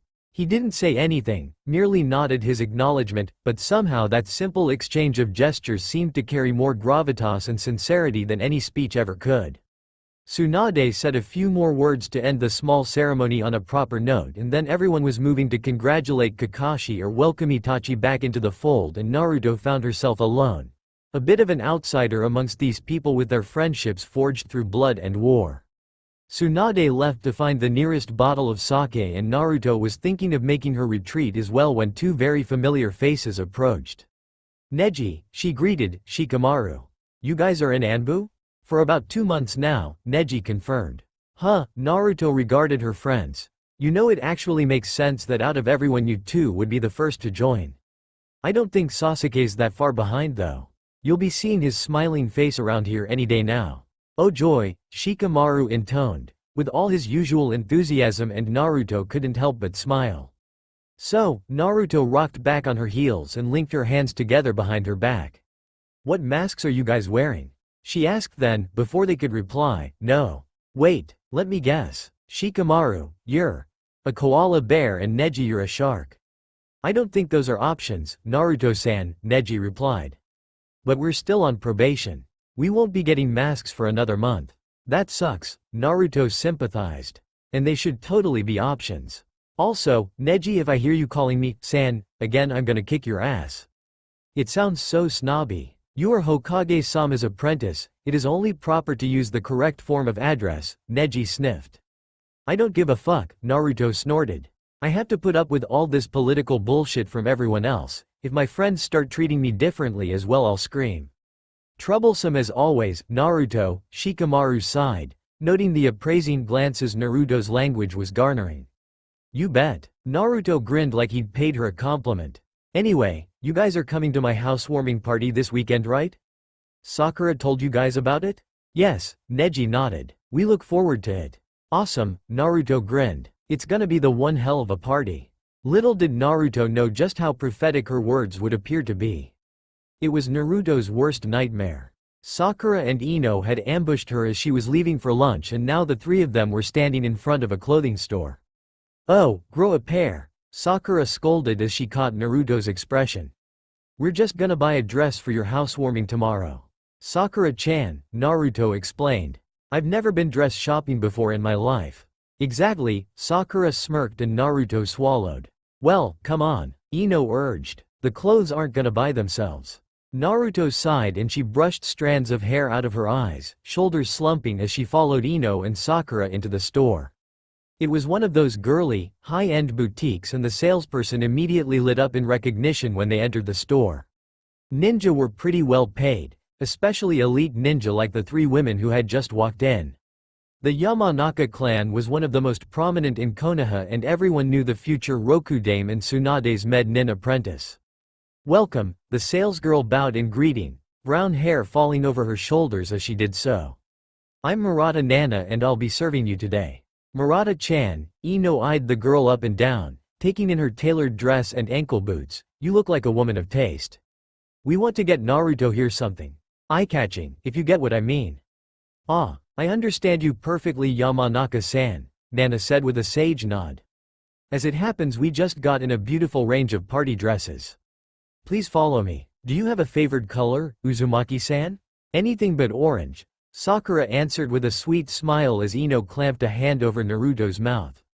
Murata Nana glanced at Naruto's outraged face, and down to the black and orange shirt she wore, and across to the identically innocent expressions Ino and Sakura sported, and earned every cent of the commission she was about to earn by very wisely saying nothing. "How about this one?" Murata suggested instead and held up a shimmery black and gold mini. Sakura and Ino gasped their admiration and pushed Naruto towards the changing rooms, ignoring her complaints with the ease of practice. For the next couple of hours Naruto was squeezed and zipped and wrapped into some of the most restricting clothes she'd ever come across, and her feet were pushed into heels deadly enough to pass as weapons. To be honest, Naruto didn't see the appeal of party clothes. They were flimsy and impractical and you never wore them more than once. She scowled down at the bright purple silk that clung to her chest and thighs. Twisting slightly to test her range of movement, Naruto's irritation increased. She could barely throw a punch in this thing.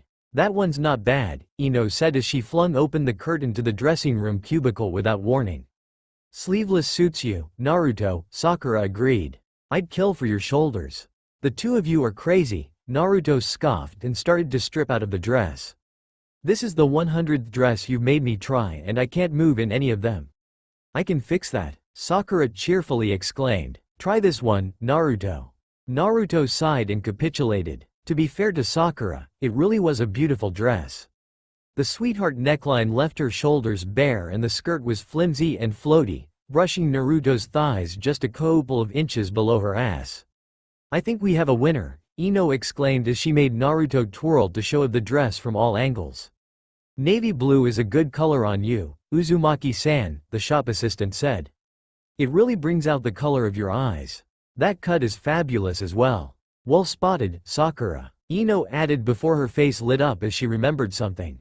"I think I saw the perfect pair of shoes as well," Ino exclaimed as turned to scour the shelves behind her. "Here, try these on." The shoes in question were navy blue platform pumps with a peep toe. The heel was higher than anything Naruto had ever worn before, but not astronomically so, and the platforms were more comfortable than she expected.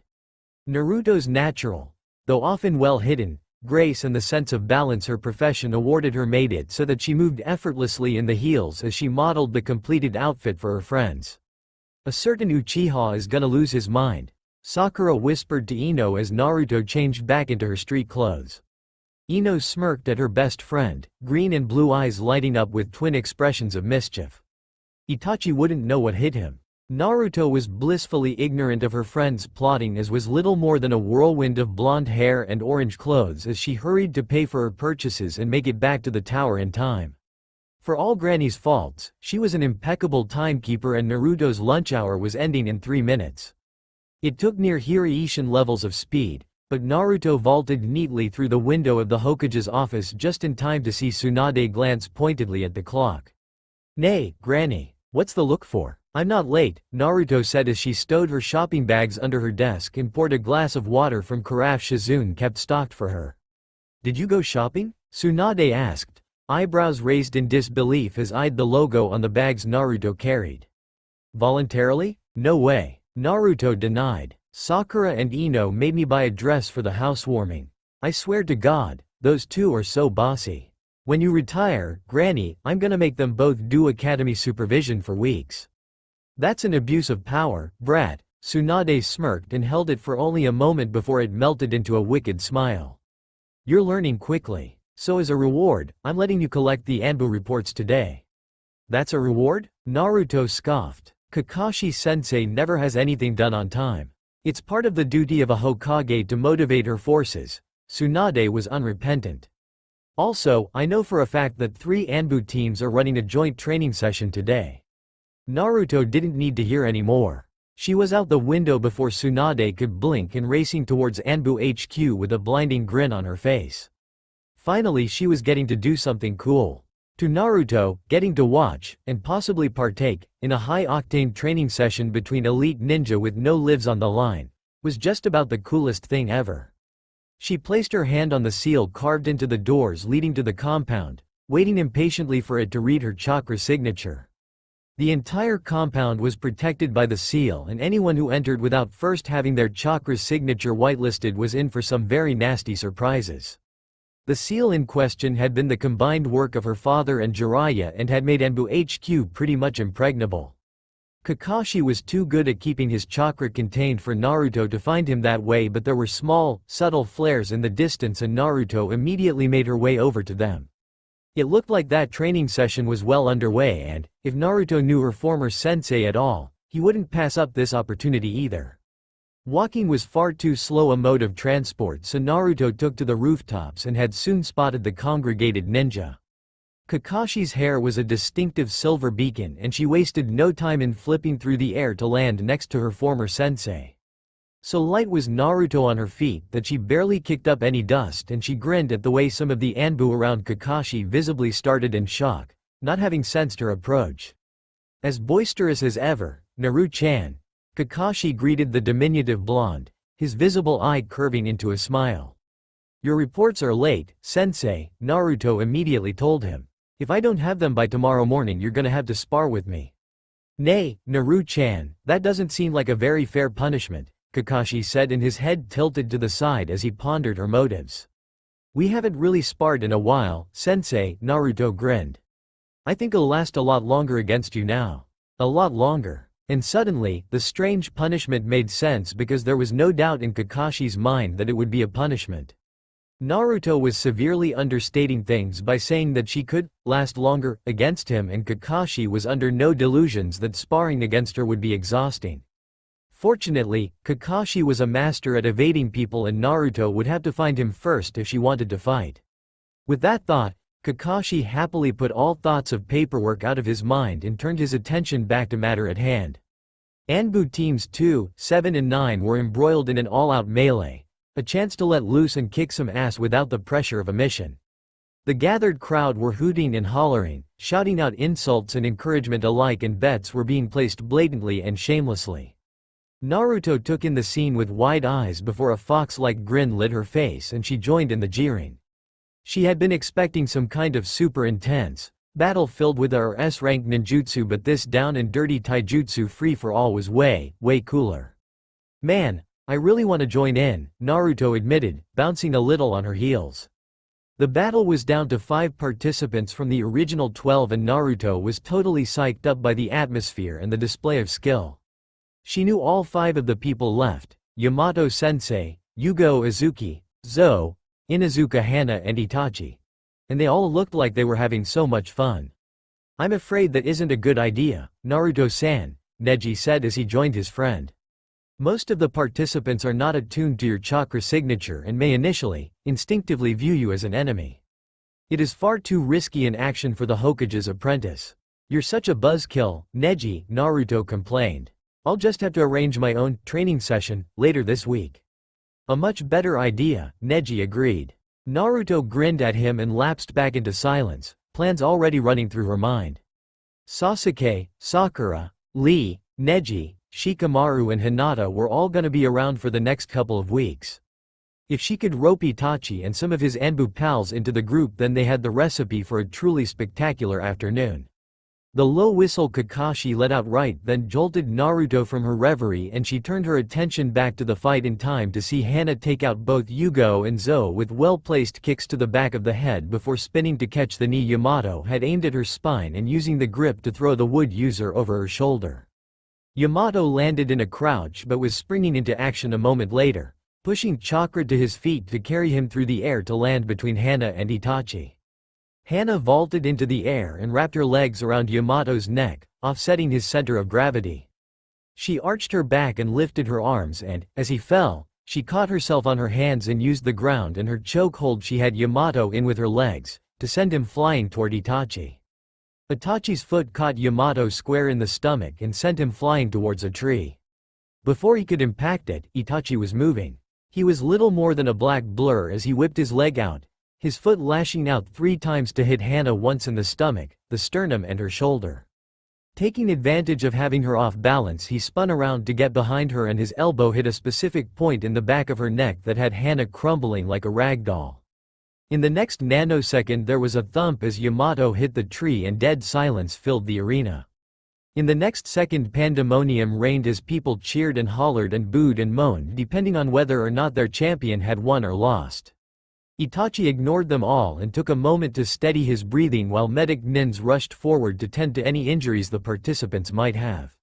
"Itachi!" Naruto exclaimed, rushing forward to congratulate the Uchiha. "That was amazing. Thank you, Naruto-san," Itachi replied, bowing his head in deference to her higher rank. Naruto, who had become accustomed to the easygoing and chatty person Itachi became when he dropped his masks, furrowed her brow in confusion for a moment before she remembered that they were in public and Itachi was keeping up his stoic Uchiha persona. "Nay Itachi-kun, you're not even breathing that hard," Kakashi complained. "You're making the rest of us look bad. I'm sure Senpai would accomplish as much with greater ease," Itachi demurred, bowing to his senior and Kakashi let out an unprofessional snort. "I was in the hospital for 2 weeks after fighting you that one time," Kakashi reminded him and something like regret flickered over Itachi's face almost too fast to catch. "Nay Itachi-kun," Kakashi sighed. "Don't worry so much. You'll lose your youthful good looks and then what will happen?" Itachi fought the urge to sigh. Kakashi had always been an admirable ninja, competent and loyal, but Itachi had almost forgotten how irritating the older man could be. "Poor Sasuke will have to fight off the fangirls all by himself." Naruto bemoaned, quick to join in the teasing, and Itachi almost gave in to the urge to send her a betrayed look. "Maybe we should impose a no-worrying rule?" Kakashi pretended to ponder the idea. "When I'm Hokage I'll definitely pass such a rule. Just for you, of course, Itachi." She beamed at the Uchiha with such jubilant innocence that Kakashi had to cough to stifle a laugh. Itachi stared at them both for a long moment, his lips pressed tightly together, before realizing that there was no reasonable response he could make. Turning on his heel, he body flickered to his apartment without saying a word. He desperately needed a shower. Naruto lapsed into peals of laughter the moment he laughed, and even Kakashi was grinning beneath his mask. "I think you're good for him, Naruto-chan," Kakashi admitted, and Naruto smiled at her sensei. "Well, I think it's high time Itachi had some fun. He's sacrificed so much, he deserves to be happy," she said. Her features softened into a fond look as she spoke, some unreadable emotion clouding her eyes, and Kakashi immediately saw what Iruka had only hinted at before. Uzumaki Naruto was head over heels for Uchiha Itachi, and anyone who bothered to look could see it. Oh, Sasuke wanted to hit something. Or rather someone. Since that someone in question was his older brother, this wasn't exactly a new urge for him.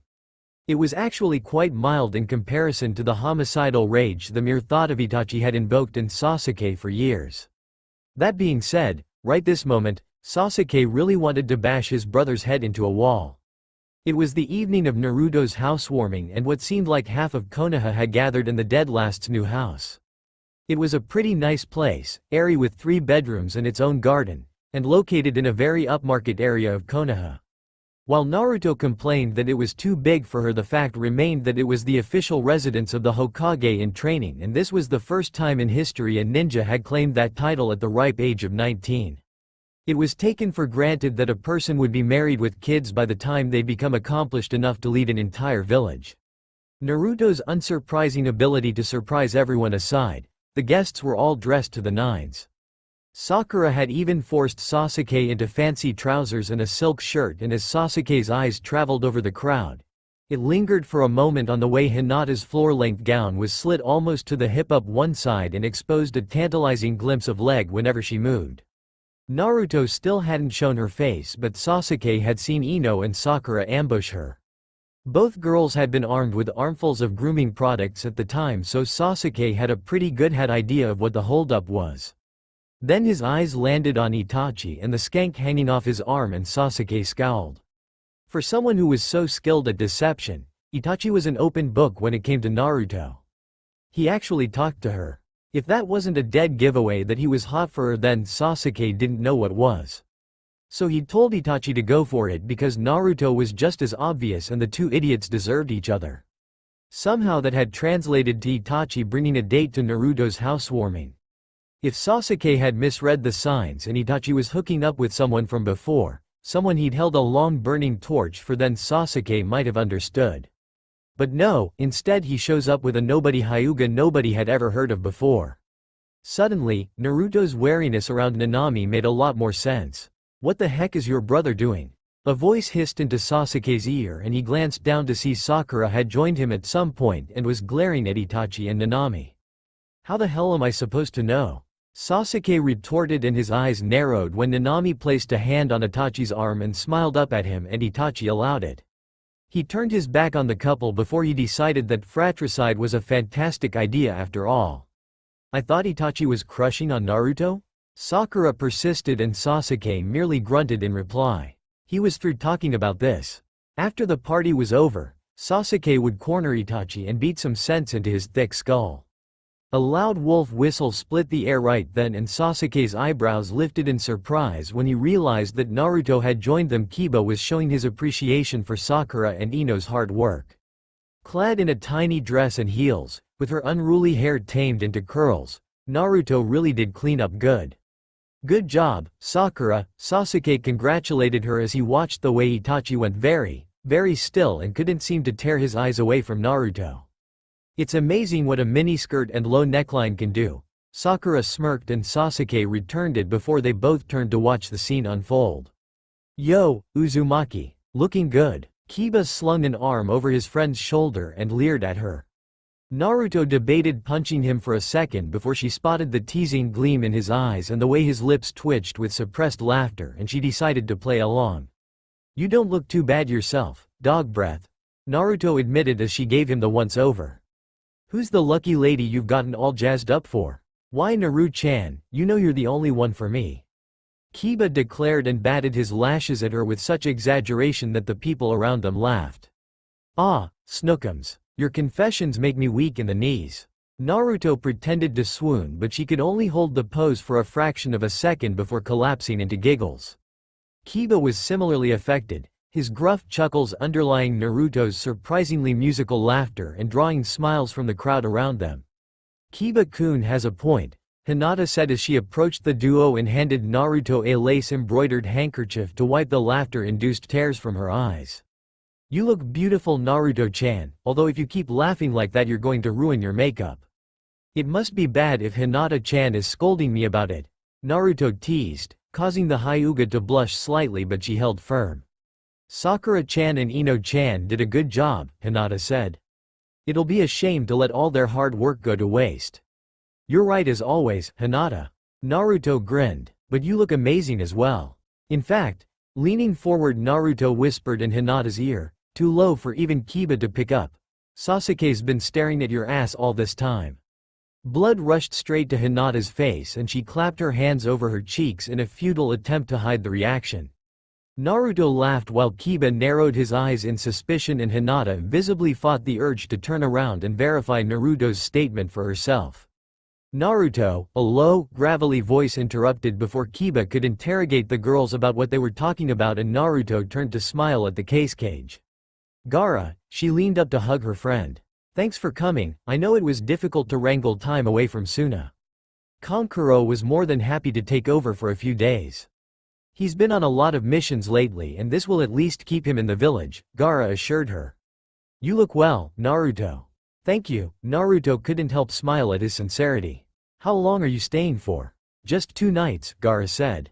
He tilted his head and glanced from Naruto to Sasuke, who was smirking at him, to Itachi, whose face was typically expressionless but had a girl on his arm, And back to Naruto just in time to see the blonde Jinchuriki glancing away from Itachi and his lady friend, her lashes lowered to cover shadowed eyes. "Naruto, would you like to dance?" Gaara eventually said, and Naruto glanced up at him, surprise. But she quickly agreed. "I didn't think you'd be someone who enjoyed dancing," Naruto admitted as Gaara pulled her towards a space that had been cleared for such an activity. "I have had to learn as part of my official duties, but I think that dancing with you will be much more enjoyable," Gaara said, garnering a peal of laughter from Naruto. The music was upbeat, but it switched to a slow song just then, and Gaara placed his hands on her hips, urging her closer. A bit bemused at how comfortable he seemed in such a scenario, Naruto complied and wrapped her arms around his neck. "Congratulations, Naruto," Gaara smiled down at her. "I have no doubt that you will be the best Hokage Konoha has ever seen." Naruto beamed up at him, thoroughly charmed, and didn't notice when Gaara's hand slipped possessively from her hip to the small of her back. Naruto launched into a dialogue of how boring paperwork was but how awesome the Anbu session she'd watched was, and paid no attention to the way Gaara smirked at someone over her shoulder. The Cage was a smart man and he knew Naruto well.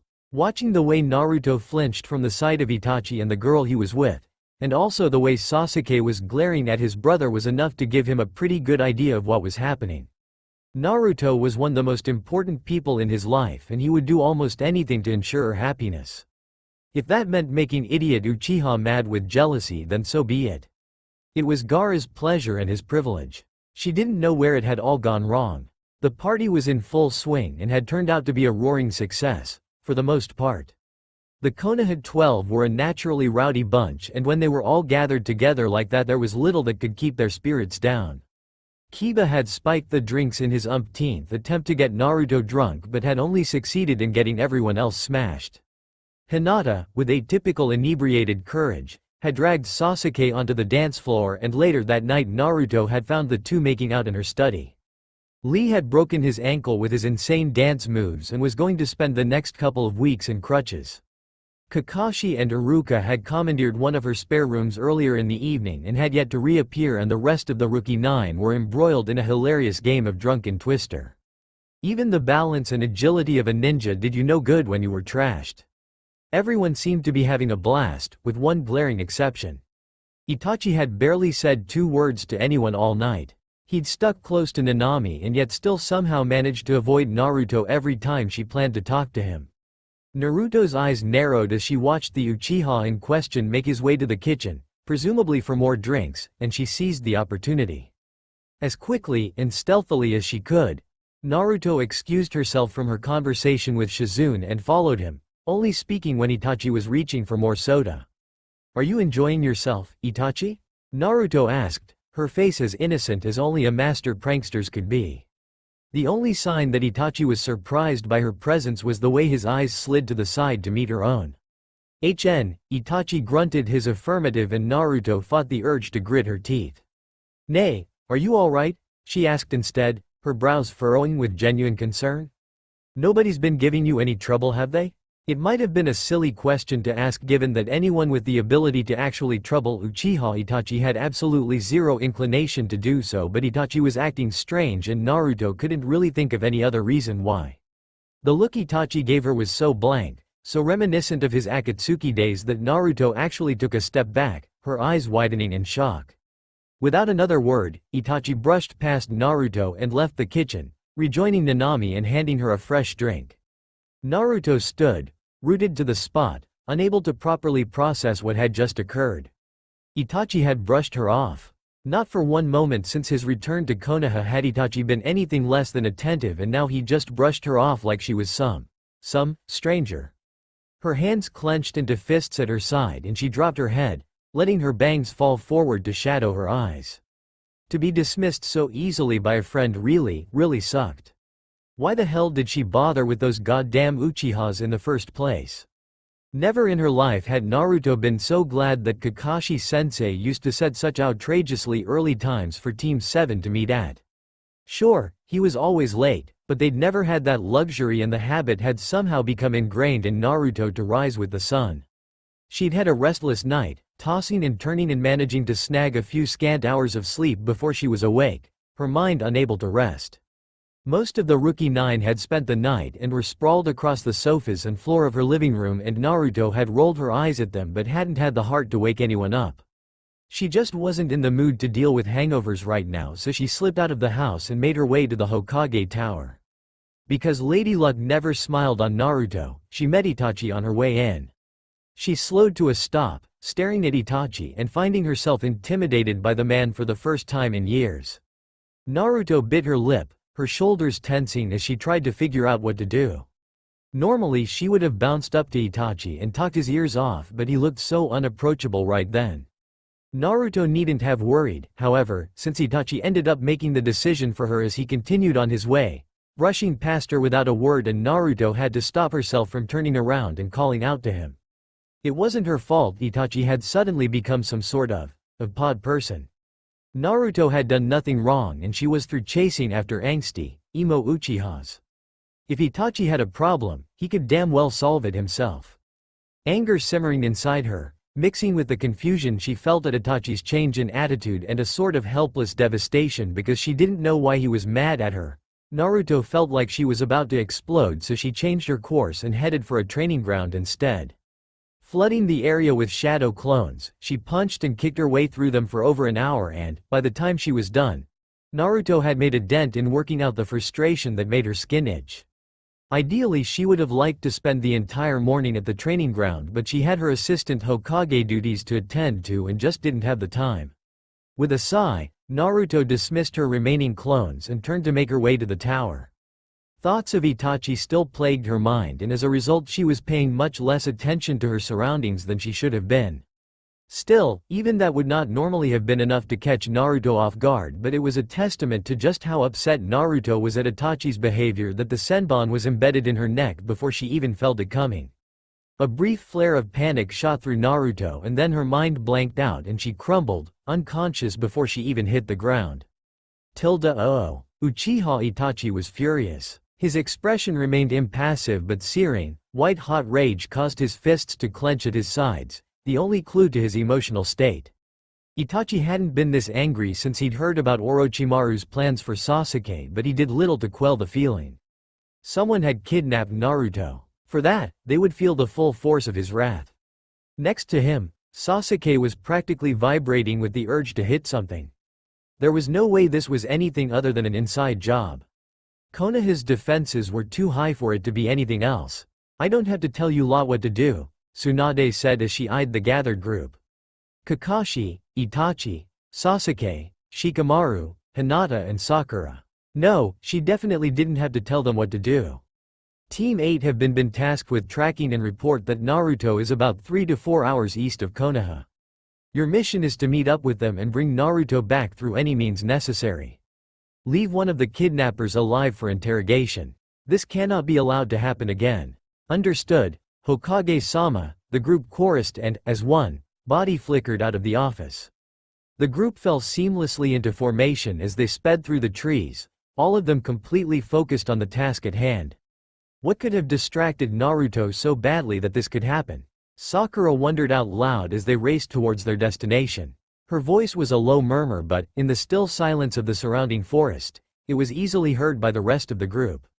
Nobody answered, but Itachi's lips thinned even further. Naruto's expression the last time he'd seen her was seared into his mind, her eyes shadowed, wary and watchful. It had been so long since Naruto had been anything less than completely open with him that Itachi had let his irritation rule his actions and had left without speaking to her. The complete opposite of his original intentions. He knew he had explanations to give. He had hurt Naruto with his behavior at her party, and that was unforgivable. She had done nothing wrong, had been concerned about him, and he'd let his jealousy override his good sense, and now Naruto was walking on eggshells around him. She was the most stubborn person in all of the elemental nations, but Itachi, genius, prodigal, murderer that he was, had managed to completely ostracize her in the space of a few hours. He had been so taken aback by the strength of the emotions that had risen in him when Naruto, dressed in a skimpy little dress that showed off so much skin, had laughed and smiled and let other men touch her, that Itachi had let his base instincts take over.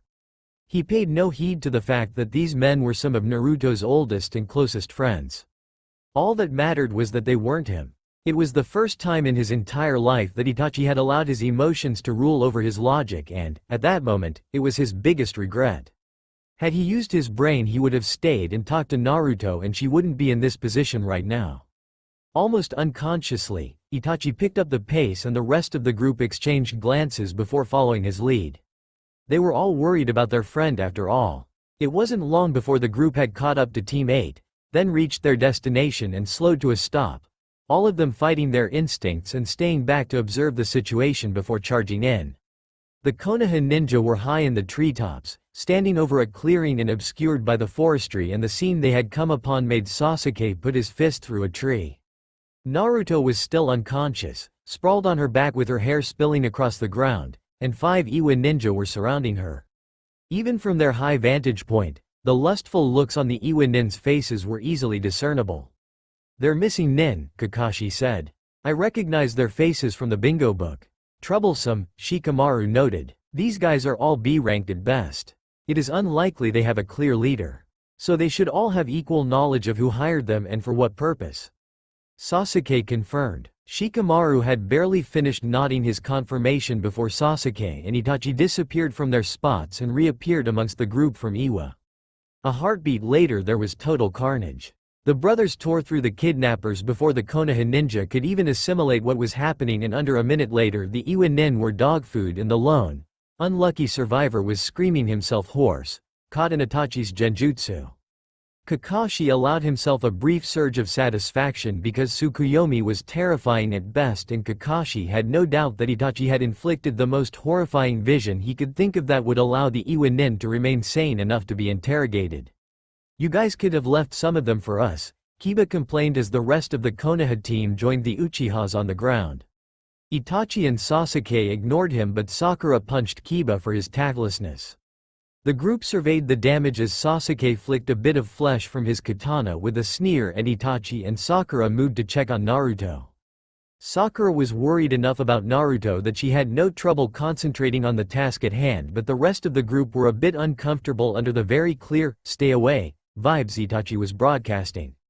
Hinata went to work sealing their captives' chakra points while Team 8 kept a lookout in case the Iwa ninja had backup. Shikamaru and Shino sorted through the kidnappers' belongings for anything even remotely relevant, and Kakashi and Sasuke ignored Itachi and peered over Sakura's shoulder to see what she was doing. "It's a slow-acting poison tailored specifically towards a Jinchuriki's fast healing," Sakura eventually pronounced. "Thankfully it seems like they wanted Naruto alive because the poison seems to serve no other purpose other than that of a sedative." "Can we move her?" Sasuke asked, and, as soon as Sakura had given her approval, Itachi was gathering Naruto into his arms and the Uchiha brothers were making their way back to Konoha without waiting for anyone else. "Hinata, go with them," Kakashi ordered. "The rest of us will secure this area then follow you." Hinata nodded her understanding, then was disappearing into the trees, her hair flying out behind her as she raced to catch up to Sasuke and Itachi. Itachi had Naruto slung over his back, her arms over his shoulders and his own arms hooked under her knees. They glanced at Hinata when she caught up to them but made no other move to acknowledge her presence, and the trio were silent as they hurried home. Tsunade was waiting for them at the hospital, and Itachi's heart was in his throat as he lowered Naruto to a bed and watched Tsunade approach, her hands glowing and her brow furrowed. Hinata dragged Sasuke out to the waiting area, but Itachi moved to a corner of the room where he wouldn't be in the way and refused to budge. Tsunade glared at him but, apparently, realized that he wasn't going to move and pretty much ignored Itachi as she worked on Naruto. Time passed in irregular bursts, seeming to drag by one moment and the speed by the next, so only the position of the sun in the sky told Itachi that not even half an hour had passed before Tsunade straightened, the glow fading from her hands and her shoulders slumping in relief. Sakura's diagnosis was correct, Tsunade told Itachi. She's just been heavily sedated. In an hour or two Naruto will be awake and we can punch her for being so careless. Itachi didn't say anything, but he slid closer to the bed, sliding into a seat on the side opposite the door and folding his arms over his chest. Tsunade almost snorted, but Itachi's eyes were trained on Naruto, his face so carefully inscrutable that she thought better of it. Leaving the Uchiha to his brooding, Tsunade quietly left the room to inform the rest of the rescue group how Naruto was doing and also to keep them out of the room for some time. Tsunade might not have had much time, or respect, for gossip, but she knew when two people really needed to talk. Silence reigned in the room. Naruto was dead to the world and Itachi wasn't a talkative person. His eyes lingered on the way Naruto's hair spilled across the pillow, the curves and dips of her jaw as it bled into her throat, then her collarbones, then the swell of her ass, the deceptive fragility of her wrists and the pout of her full lips as they parted to draw in air. Helpless frustration clogged his throat and Itachi dropped his head into his hands, gripping his hair as tightly as he could and using the pain to distract him from the urge to scream. Naruto should never, under any circumstances, be so still. It almost went against the rules of nature to see someone so vibrant and full of life brought down so much, forced into such an unnatural state. Logically, he knew Naruto would be okay. No harm had come to her and she would be bouncing around the village, a whirl of blonde hair and laughter in no time at all. Emotionally, it was a completely different matter. He just could keep himself from thinking, what if, from imagining just how badly things could have gone, or from running over scenario after scenario where they found Naruto in a much less favorable state. Had they taken even 20 minutes longer, they could have arrived on a very different scene. Naruto was a beautiful woman and it had been clear that the Iwanin that had kidnapped her had been very, very aware of this fact. Itachi shuddered to think what they might have done whilst Naruto was vulnerable and unable to defend herself. Screwing his eyes shut and gritting his teeth, Itachi tightened his grip on his hair. He stayed like that for a moment, hunched in on himself and trying desperately not to punch a hole through the wall and get banned from the hospital. Then all the tension drained from his body and he slumped, dark eyes drifting once more towards the bed. Taking a deep breath, Itachi reached out and laced his fingers through Naruto's. He remembered waking after the battle with Obito to voices in his room and calloused fingers brushing over his own. He remembered that his eyelashes felt like they were coated in molasses when he tried to pry them open and he remembered that, when he finally did, he was rewarded with the vision of surprised blue eyes and a delighted grin. An itchy sort of restlessness suddenly overtook Itachi and he didn't think he could bear to stay in the room for a moment longer. What was he doing, waiting at Naruto's bedside like a worried lover? He had no claim over her and, with his recent behavior, any attempts to rectify that would probably not go over very well. Itachi already knew that the fates hated him but such knowledge was reinforced when, in a parody of what had happened in a different hospital room all those weeks ago, a hand clamped around Itachi's wrist. His heart pounded in his chest and he moved closer, then paused, overcome with uncharacteristic hesitation. Itachi? Naruto's voice was hoarse as her eyes blinked open and her face creased with confusion. What? She trailed off, eyes widening as her memory caught up to her and her hand flew towards her neck. Oh balls. Naruto swore. I was poisoned. Inside the village, there was a silence for a moment as Naruto's brain fully caught up with her memories and she cursed herself for getting so distracted she didn't see such a simple attack coming. Where are those bastards? Naruto scowled as she jumped out of bed. I'm gonna rip them a new asshole. So caught up was Naruto in her indignation that she failed to realize that Itachi had still not spoken a word. It was only when she suddenly found her way blocked by broad shoulders clad in a Junin vest that her eyes flickered up to meet Itachi's and her tirade stuttered to a halt. She took in the way his palms were clenched into fists, the tense line of his shoulders and the dark, indiscernible emotions blazing in his eyes. Nay, Itachi, are you okay? Naruto asked, her voice dropping slightly as hesitation flooded her.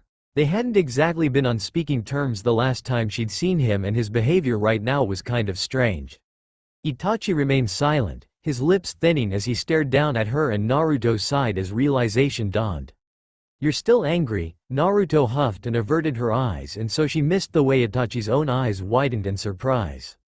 I don't know what's gotten you all worked up, Naruto complained as she tried to find the words to apologize without really knowing what she was apologizing for. You should just come out and say why you're mad at me so I can apologize already.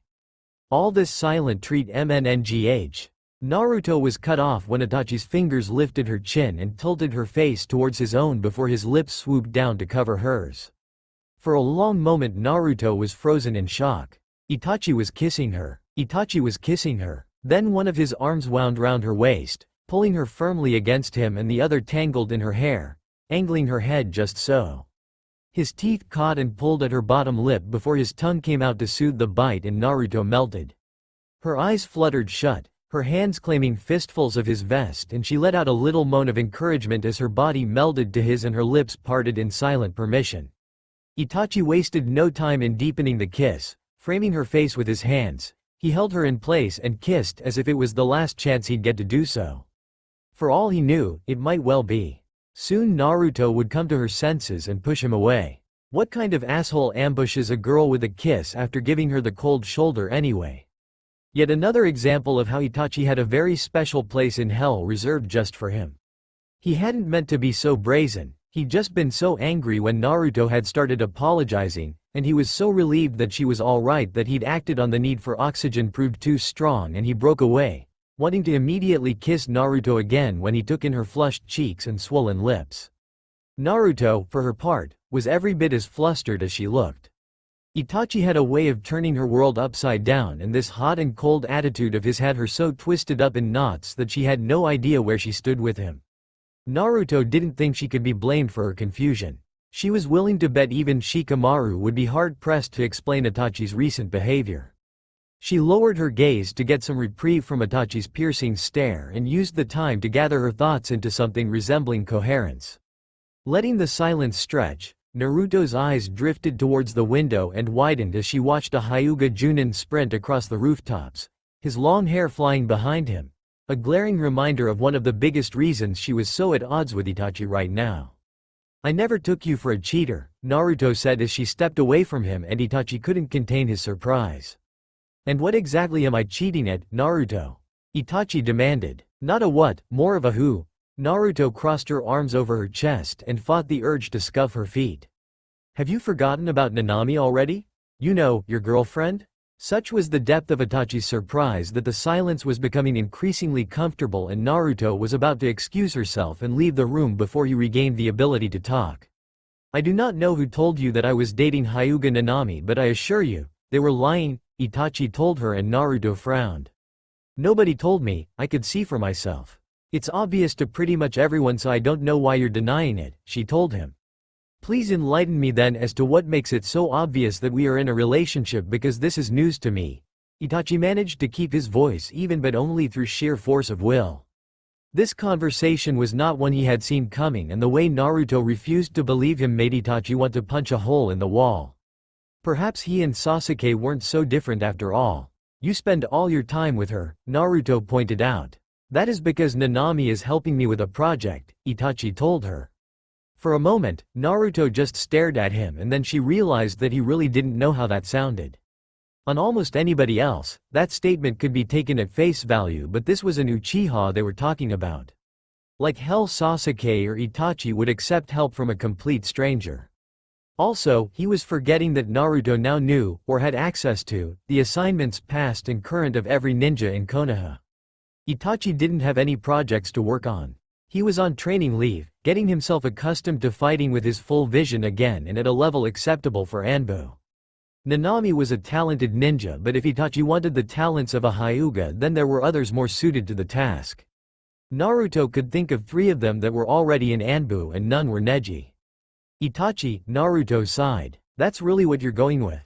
She's helping you with some unnamed project?"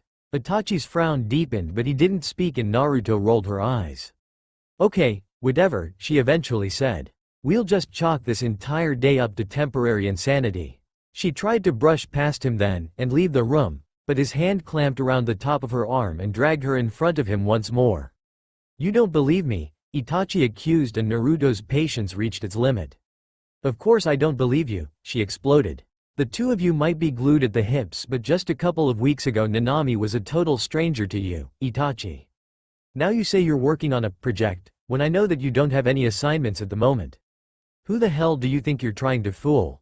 For a moment Itachi didn't so much as blink, but then the tension drained out of him and he glanced away. If Naruto didn't know any better, she'd say he almost looked embarrassed.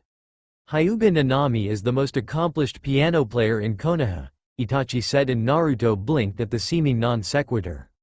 "She's teaching me," he clarified. "What?" Naruto managed to say once she'd gotten over her shock at his admission. She's teaching you to play the piano? Why the hell didn't you say so in the first place? I wanted it to be a surprise, Itachi said, and Naruto's confusion deepened. I don't get it, she told him.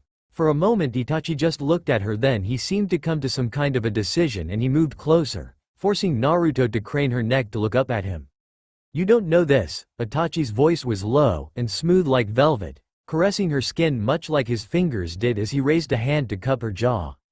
But I remember everything. Everything? Naruto managed to get out. Yes, Itachi stepped even closer. From when I was unconscious after our battle with Obito. You came to visit me and you would talk. I remember everything that you said. Naruto's heartbeat tripled its pace even as the blood drained from her face and she temporarily lost track of everything except the panic swelled up in her throat, threatening to choke her. He'd heard what she said. Itachi had heard what she said and he remembered everything. Why the hell hadn't he had her committed to a mental asylum yet? Naruto had rambled, saying whatever came to mind, and she had no doubt that the resulting narrative sounded like that of a crazy person.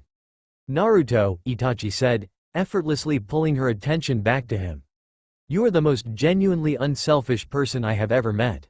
Your attention span is atrocious and you have some of the most ludicrous ideas, but you're kind and intelligent and beautiful and I love you. Time seemed to stop. Naruto stopped breathing. Even Itachi seemed surprised by what he had just admitted, but in the next moment he had regained control and continued speaking. This was not how I planned on confessing, Itachi explained. You talked about ramen so much that I had to taste it and you were right, it's delicious. Although it's probably not something I'd indulge in too often. You also mentioned that Izakoi Kanami was the most talented and affordable tailor you'd come across, and he is truly much cheaper than the one the Uchihas used to visit, and his work is of a much higher quality. You said that the view of the sunset from the trees bordering Training Ground 13 was unparalleled, and again you were right. He paused, took a breath, seemingly undecided as to how to continue, and Naruto found herself stunned. Her lips parted, although she had no idea what she was about to say, but Itachi brushed his fingers over them and the words were stolen from her before they even formed. You were right about so many things that I knew you'd be right about this too. Nanami has informed me that I have a natural gift for the piano. He smirked then, all smug confidence that came from being prodigious at pretty much everything he'd ever attempted, and Naruto couldn't back a fond huff of laughter. I wanted to become proficient enough to surprise you with a song, Itachi admitted, and Naruto couldn't help herself. Her heart had swelled with his words, uncharacteristically verbose but so heartfelt that she was certain that, even if she hadn't already been head over heels for this amazing man, she would have fallen right there and then. Standing on her tiptoes, she reached up to wind her arms around his neck and bring his lips down to meet her own. Itachi responded immediately, wrapping his arms around her waist and hauling her up and off her feet to make the kiss more comfortable. His lips moved over her own with surprising skill, considering he couldn't have been all that experienced, and she actually groaned when his teeth scraped across her bottom lip. I wasn't finished, Itachi said as they broke for air, though his gaze was fixed firmly on her mouth. I don't care, Naruto replied and pulled him into another kiss. That was how the rest of their friends found them when they piled into Naruto's room to check if she was awake. Well, it's about damn time. Ino huffed, throwing her hands in the air. Really, Naruto? Sakura shook her head. You sure did take your time. Congratulations, Naruto-chan. Hinata smiled at Naruto as they both ignored the jeers and teasing of their friends. And you too, Itachi-san. Thanks, Hinata. Naruto grinned as she slipped her hand into Itachi's and he allowed her to do so. Now, don't we have some ninja to go interrogate? You should hurry if you want to talk to the prisoner while he is still conscious, Shikamaru told her. Anko and Ibiki have already started the interrogation process. That provoked a round of complaints and people began to file out of the room, rolling up their metaphorical sleeves and chatting about the hurt they would visit on the ninja stupid enough to kidnap Naruto. Soon only Sasuke was left and Naruto raised an eyebrow, refusing to be embarrassed about getting caught kissing her best friend's brother. What do you want, bastard? Naruto asked as she crossed her arms over her chest. Sasuke merely stared at them for a moment before turning and leaving the room, as explicit a sign of his approval as they were ever gonna get. Naruto rolled her eyes at his behavior since she knew he'd done it just to be infuriating, but, in the next moment, Itachi had her pressed up against the wall. We were interrupted earlier, he said, and then he was kissing the life out of her, and all thoughts of Sasuke, and everyone else, fled from her mind. That's all for now. If you enjoy then please like, share and do comments.